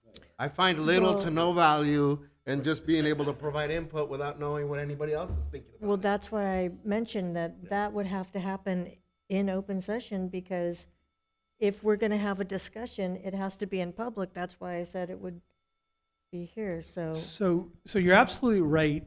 There's a subtle difference here. And the difference is that you're not asking for this item to be brought back to the board for approval by the board, because it's just a working document that you're going to be using as a script. So all of those things that you've just indicated are absolutely accurate as it relates to an item that may be coming onto the agenda for final approval or for approval by the board. We have to deal and worry about those Brown Act concerns and questions. This one is a little bit different because you're not bringing it back for final approval by the board. You're not taking action on this particular item. You're really just developing some talking points in community meetings that you're going to want to be holding at some future time. So what we need to do is decide as a board, do we want to discuss this, or do we just want to submit revisions? That's what we need to decide. How about if I make a recommendation that we put this on our next agenda? And it can be done as an information item. We Right. have that all the time. That's my Discuss point, it, not- not take a vote. Yeah. Exactly. Yeah. Yeah. Right, I'm not saying we need to take a vote. I'm saying in order for us to discuss it, it needs to be on the agenda. And that's why I think we should for put it a on. public meeting. I'm recommending we put it on the agenda, and if we can all agree with that, then. Okay, well, then let's have kind of a consensus.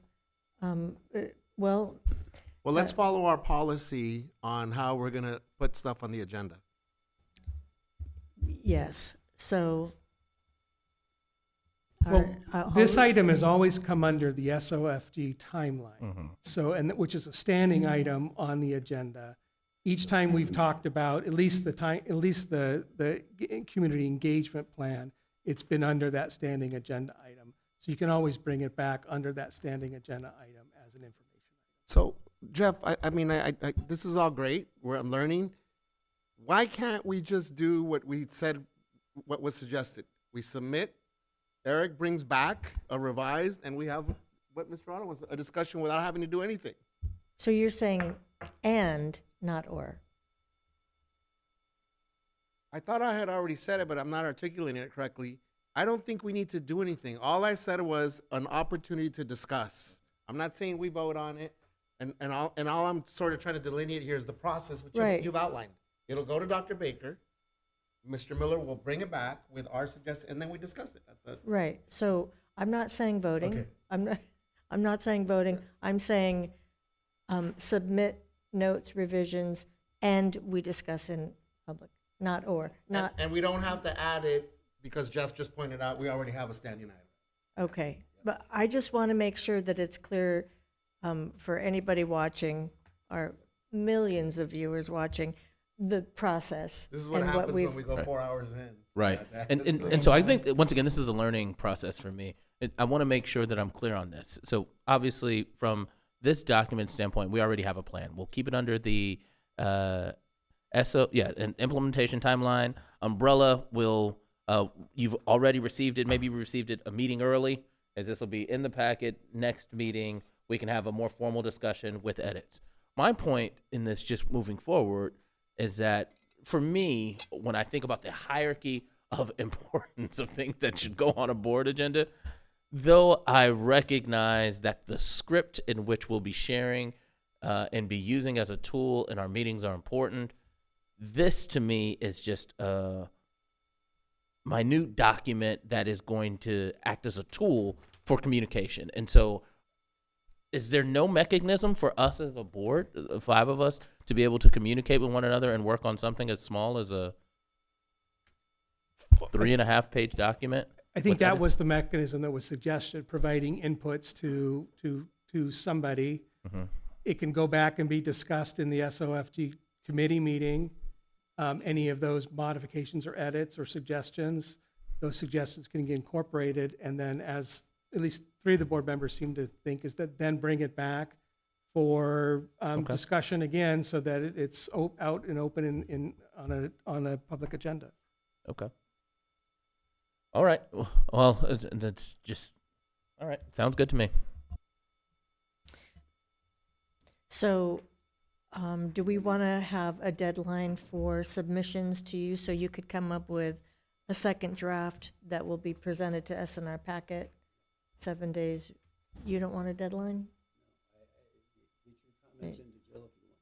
Yeah, that's what I was going to say, the same Yeah, thing. Just, I mean, my goal was to avoid this whole discussion and just have it. But we set. have to discuss things in order to ensure we're doing things properly. And it has to be in public. Well, and we can do that at the next meeting. And we Yeah. did that. And We so, have the done that. fear is that the daisy chain conversation piece. But if we're all sending our comments to Jill and then we bring those comments to the next meeting, then I think it clears that up, correct? Okay. Very similar to what you've been doing with Mr. Strumfer related to the board. Right. Okay. This is And known once as again, a- it's not being voted on anyway. Right. This is a special procedure called Yes, We're Not. Yes, we're not. Got it. But yes, we are sending our Jill. revisions and My notes to apologies. Dr. Baker. That's what we will be doing, so that she can have those in our packet Are we 7 voting on that? days. No, we are not. No. But what we are doing is moving on to the next item on the agenda, which is the board 65. representative for election of members to the Los Angeles County Committee on School District Organization. That's on pages 104, 105 of the agenda. And basically, it's this board electing somebody to represent us to vote on, help me out here, Mr. Real. To vote on members for the county committee, the county committee and school district Right, and organization. that would be the extent of the service That's correct. for, so it's basically us electing somebody to take care of a single task. Are you taking nominations or? I'm how's that? taking nominations, so, I nominate Doug Otto. I decline. looks like we need another nomination. Would somebody volunteer for the job? How about that? I can also tell you what it entails, if that would Let's be hear that. helpful. Oh, why muddy the water here? So the county committee is a countywide committee, and it serves a very special function, unique function in the county. When those issues arise related to school district organization, unification, moving to, under the California Voting Rights Act, to voting by district areas, the county committee is activated. What your role is as the school board, every school board in the county gets to appoints one of their representatives to be the voting member for the district, who then elects county committee members. The county committee members serve 4-year terms. They're on rotating terms. There are 11 county committee members across the county. 10 are elected by supervisorial districts. 1 is elected at large. So your sole purpose or your sole obligation is to engage in the election process once a year. That election process happens, so this might be one of the caveats, at the Los Angeles County School Trustees Organizational Meeting, which occurs usually in October, November timeframe. So one of the caveats might be any person that may be more active in the LA County School Trustees Association. I think they call it in LA County. And the meetings, as far as you know, Jeff, are in person, virtual, The meetings, option? that's the other benefit to this. There's also the ability to vote by mail. So you don't actually have to attend the meeting. I think they encourage attendance at the meetings. It's not required. There is a mail-in process as well. I think the meeting last year was in Hawaii. I'll volunteer if you need a volunteer. We do need a volunteer. And is that an action item also? Yes. So we need a motion. I move to accept Ms. Lopez's self-nomination. Second. Any discussion? Yes, I do have a question. Has anyone on this board served in this capacity before? Oh my gosh, did I just open up a Pandora's box? No, but I'll answer. We are not aware that in the last 5 years anyone has served in this capacity, and we are committed to answering the many emails that we have received from the county office to ensure that someone tonight is elected to the position. Perfect. So let's take a vote. And to clarify the record, I don't remember whether I was on it or not. All in favor? Aye. Any opposed? Any abstentions? That passes 5-0. Thank you, everybody. Thank you, Member Lopez. Next on the agenda, we have board membership to committees and various organizations. In this bylaw process, one of the, forgive me for not knowing the number offhand, but one of our bylaws stated that we would make it a more transparent process when we have board members serving on committees, whether it's internal or external. And this is just an information item. This is not going to take long. What I'm going to do is just kind of lay out the different committees that we're involved with, and we can have this on a future meeting to vote on, but I'm just giving the information. So with CSBA, and that's the California School Board Association. We have 2 delegates. It's a 2-year term. Mr. Otto and I have been serving. We just started a new term before we underwent the bylaw process, and so we're currently the delegates for CSBA. We can talk about that at the next meeting when we go to vote on that. And then other membership would include the Council of Great City Schools. Mr. Otto currently is our delegate for that. The Parent Policy Council, which is the parent group for Head Start. I'm currently serving in that capacity. Oh, and also, in the meantime, before the next meeting, we will have the requirements for these committees, how often they meet, what time they meet, what day of the week, that kind of thing. So you might have in your mind if you'd be interested in serving on that committee. Educare, that's a quarterly meeting. The implementation timeline, I know we've talked about that recently, but I think we should revisit that one. What's that called again? The implementation timeline, that's for our SOFG, Student Outcome Focused Governance. We're putting Wellness Council on the list. And I also wanted to add the CVIPI, the Violence Intervention Prevention group. And if there are any other... Is that considered a committee? Well, not a committee, but currently I'm a part of that council, and I'm representing the district. So I feel like it's, yes, it's with Centro Tra. But I feel that according to our bylaw, we need to include that so that we're completely transparent. And that's the move. That's why we're doing all this, is so that, you know, our communities understand where we're serving, how that process is handled, and it's just a matter of transparency. Got it. Is all.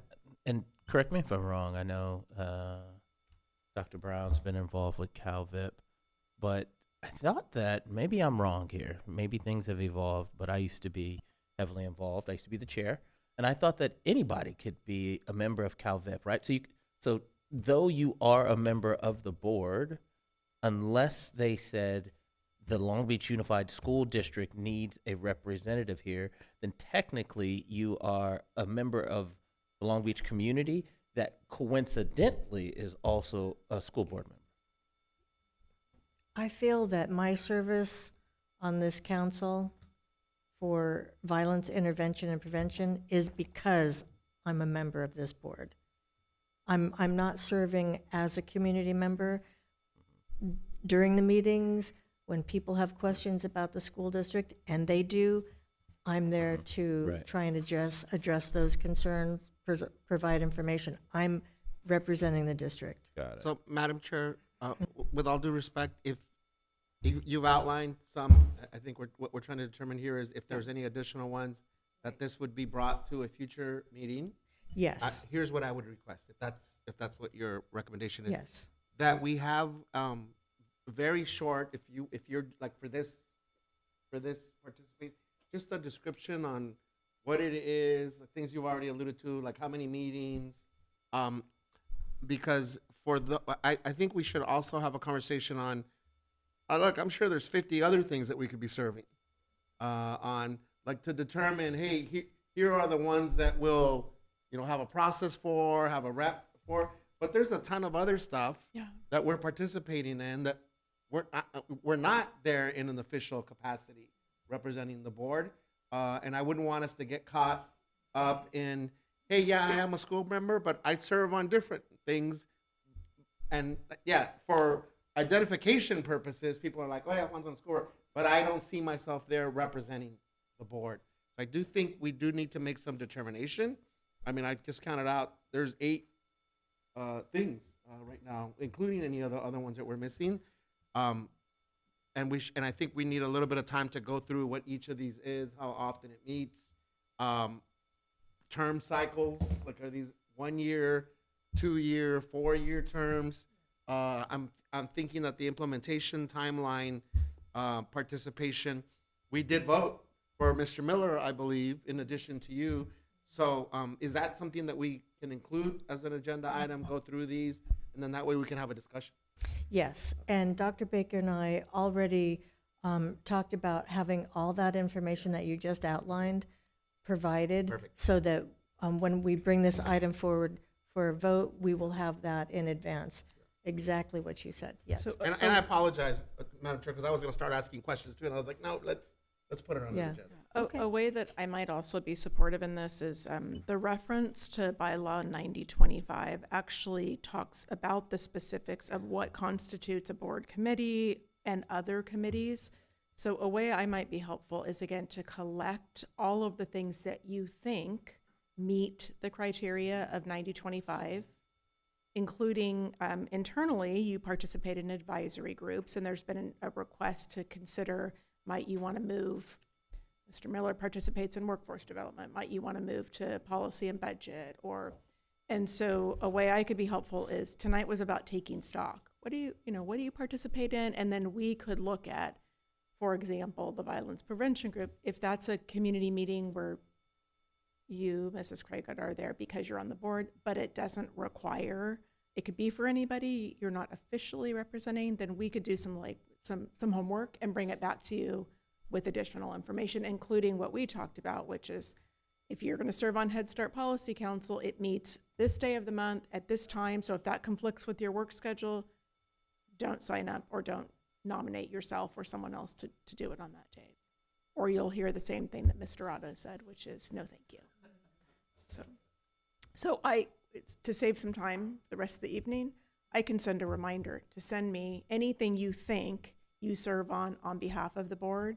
So what I'm bringing back to you is a compilation of all of those things, including the SOFG implementation team and the existing 3 superintendent advisory groups, which serve a purpose of building a relationship, building advisement from the board to staff, staff to board, in a way that is then brought into public view at a board meeting.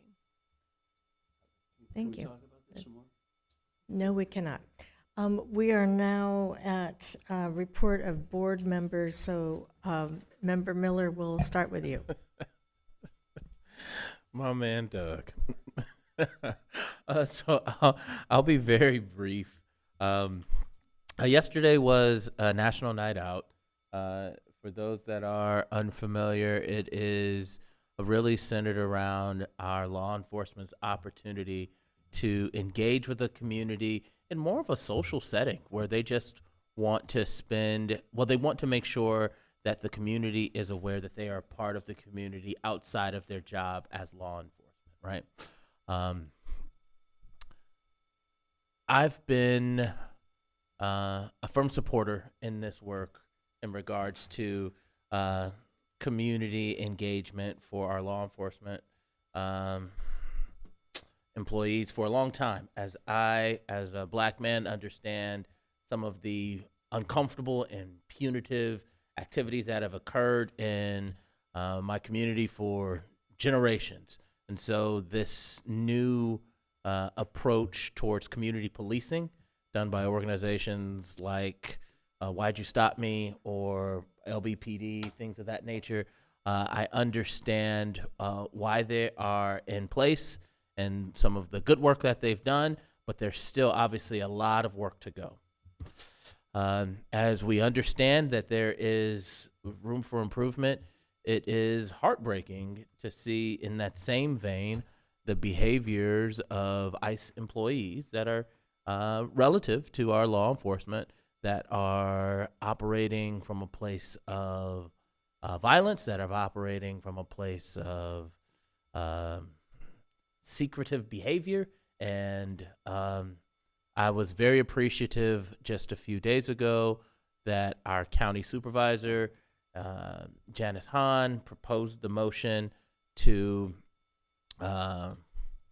request that our law enforcement have to carry the same respects as all law enforcement, including ICE agents, in regards to not only showing who you are, but acknowledging that you are an officer of the law, as I think that that is an important piece to continuing to build that rapport with some of our lower income or socioeconomical disadvantaged communities. And so I'm appreciative of events like yesterday and the fun events that occurred at parks or in neighborhood associations. And I'd be remiss if I didn't acknowledge that some of the federal government's behaviors are trying to tear down some of the great work that has been done. And so we as a community have to continue to stay vigilant in our fight to keep some of our great work in place, while also recognizing that there are systems in place that are trying to tear down. And so just keeping the main thing, and that is the respect of people in their jobs and appreciating them for the work that they do. And I'll hold the rest of my comments. So that'll be the end of my report. Thank you. Thank you. Dr. Benitez. Thank you, Madam President. I'll be brief as well. So President Craighead and I had the opportunity separately to meet with some Best Start Central Long Beach parents and other community leaders that Long Beach Forward convened to talk about sort of what motivated us to run for school board, but also provide updates on school district priorities right now, and then have an opportunity to engage in conversation around some questions that we received. I think it was called Coffee with a School Board Member or something like that. So thank you to Long Beach Forward, and most importantly, thank you to the parents, community leaders, caregivers that showed up, because they are certainly interested in all things education. But in this case, really, we're trying to figure out what's the best way to engage with our schools, with our school district, with our school board members. So I want to thank the parents, caregivers. I had a student in my session as well, 2 students actually, and thank you to Long Beach Forward. We just received a series of questions that they developed. We ran out of time. There were a lot of questions that we plan on following up with. So more information to come on that. I honestly haven't had a chance to go through all the questions that we just didn't have time to answer. So if it's okay with you, Dr. Baker, I'd love to follow up. And some of the questions I think we can provide pretty, rapid response to. Others, we may want to have a conversation as to who would be the best point of contact for those things. That's my report, Madam Chair. I left some room there so that you could add anything you wanted to add. Thank you. Thank you. Mr. Otto.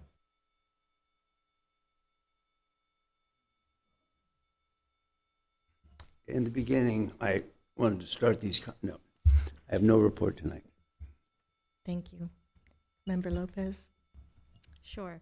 As we begin the new school year, I remain hopeful for an environment where our shared values are not only written, but actively reflected in our daily behaviors, and where every voice is heard, respected, and valued. This is an opportunity to recommit ourselves to fostering a culture of accountability, empathy, and mutual respect. When our actions align with our stated principles, we create a community that is not only safe and inclusive, but one where students, teachers, administrators, and support staff feel empowered to contribute and grow. Let's work collaboratively to ensure that expectations are clear, consistently upheld, and grounded in our collective commitment to equity and excellence. When every member of the LBUSD community feels heard, seen, and supported, we pave the way for success. On another note, I do want to remind the public that my email is milopez@lbschools.net. It's not mlopez@lbschools.net. There is a Maria Lopez in the district, and she often gets emails intended for me. So if I'm not responding, you're probably sending an email to the incorrect address. So don't forget to include that I after the M when you're emailing me. Thank you. Thank you. So as Dr. Benitez mentioned, we both participated in the coffee chat, and I will say that the people in attendance were very engaged, and the positive attitude and that the spirit of collaboration and everything was was very strong and welcomed. And I just want to encourage our colleagues when you are contacted by Long Beach Forward to really consider participating. I came away feeling so good about the work that the district does, our communities, the people that we serve, and I know that the people in attendance felt the same way. And I don't know, we had different time slots, but I know, as probably with the session that you were featured in, there's such a concern in the community about how we're keeping our kids safe. That kind of overshadows everything that we're doing right now, and people want to know how they can help. People want to know how they can help the district protect the students. And so, of course, we had conversations about that, and when I mentioned our cell phone policy, that got a huge response. I think people are very anxious to yeah.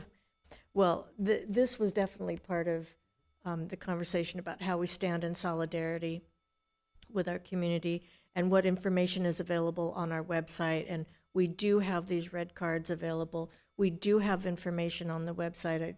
And so we will continue to have those kinds of conversations. And it's a wonderful opportunity to really connect in person with people. I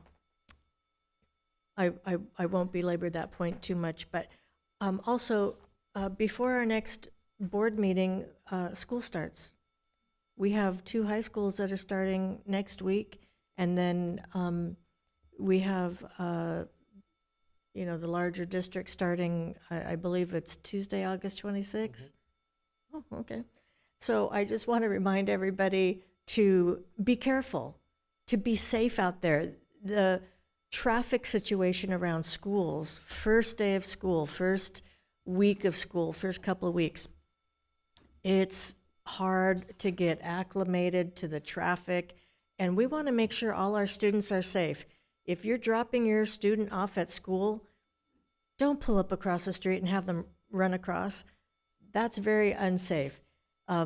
Try and give yourself enough time to fight the traffic in a safe way and park, and especially the younger kids, the elementary kids. And if you don't have a kid currently in school, be careful. We're going to have a lot of cars around our school campuses, so let's work together in keeping everybody safe. Dr. Baker? Thank you. Actually, I'll take it right from there.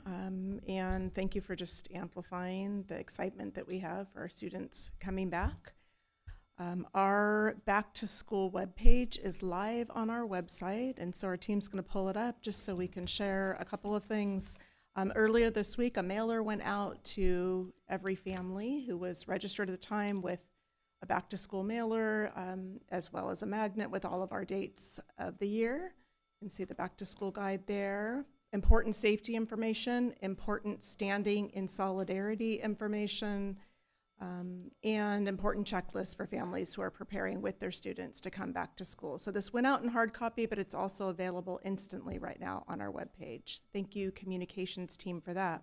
And for families who have moved into our area and need to enroll through next Friday, the 18th, actually families can come to our administration building right here during the day and register their students to make that a more efficient process and be assigned the school of residence, where they get everything started. And we've actually had more than 300 families register students this summer right here in this building, a great addition to our summer services. So speaking of summer services, I had, and I'll be quick with this, but I had a wonderful opportunity to join the Center of Black Student Excellence team while they were hosting the Power of Expression Learning Series.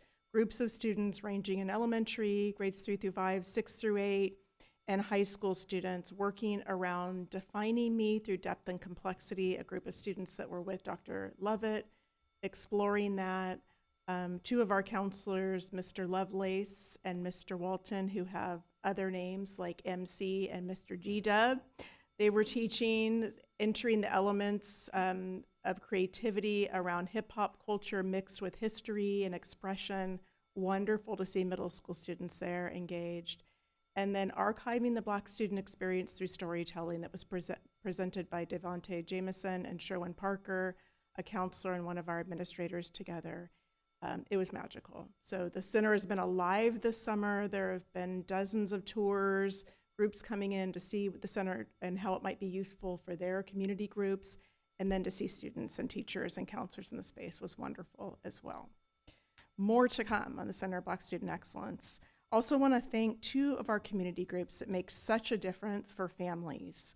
4 families that TCC Family Health seeks to support many of our most marginalized families with health care, dental care, orthodontic care. Dr. Claudia Sosa Valderrama and I got to tour the newest of the TCC Family Health environments and to interact with their staff, and they are as passionate about our community as we are about our students. And it was just a wonderful opportunity to explore possibilities with them for expanded services and just to share ideas and be in their space. Also, the Aquarium of the Pacific staff invited us. Mr. Zaid and I spent a few hours there, had a wonderful lunch, got to touch some things in the tanks and talk about education programming and what what additional possibilities exist for our elementary age students in particular. But we also got to interact with high school students who were there doing their internship and set up to teach younger students, and just a wonderful program that our community benefits from year-round, but also gave us an opportunity in some of the quieter days of summer to explore possibilities with them. And then just super excited to be out at our facilities. Our facilities team and all who work with them, just incredible work that has been accelerated this summer. We are about to see an incredible field and track opening at Jordan High School, the first blue track in our district. Credit to Keisha Irving and her team just advocating for that for the community. It's a beautiful center ready to go for the first football game, with an event opening on August 16th, a ribbon cutting ceremony and a community fair between 10 and 2 on the Jordan campus. And then 2 wonderful aquatic centers that are opening up at Lakewood High School, beautiful facility that is opening up for the start of the school year, as well as Wilson. Those projects have been in the works for many years. In fact, they date back probably 7 to 8 years from initial design, investment in our bond money, and now to see them open is wonderful. And then lastly, gratitude for our sports community. This week at Jordan High School, actually, Moore League Football had a media day where all of the teams came together to elevate the voice of students, the accomplishments of students with their coaches and members of the football team, just to talk about their excitement and what they expect for the football season that will open, I think, in a week and a half.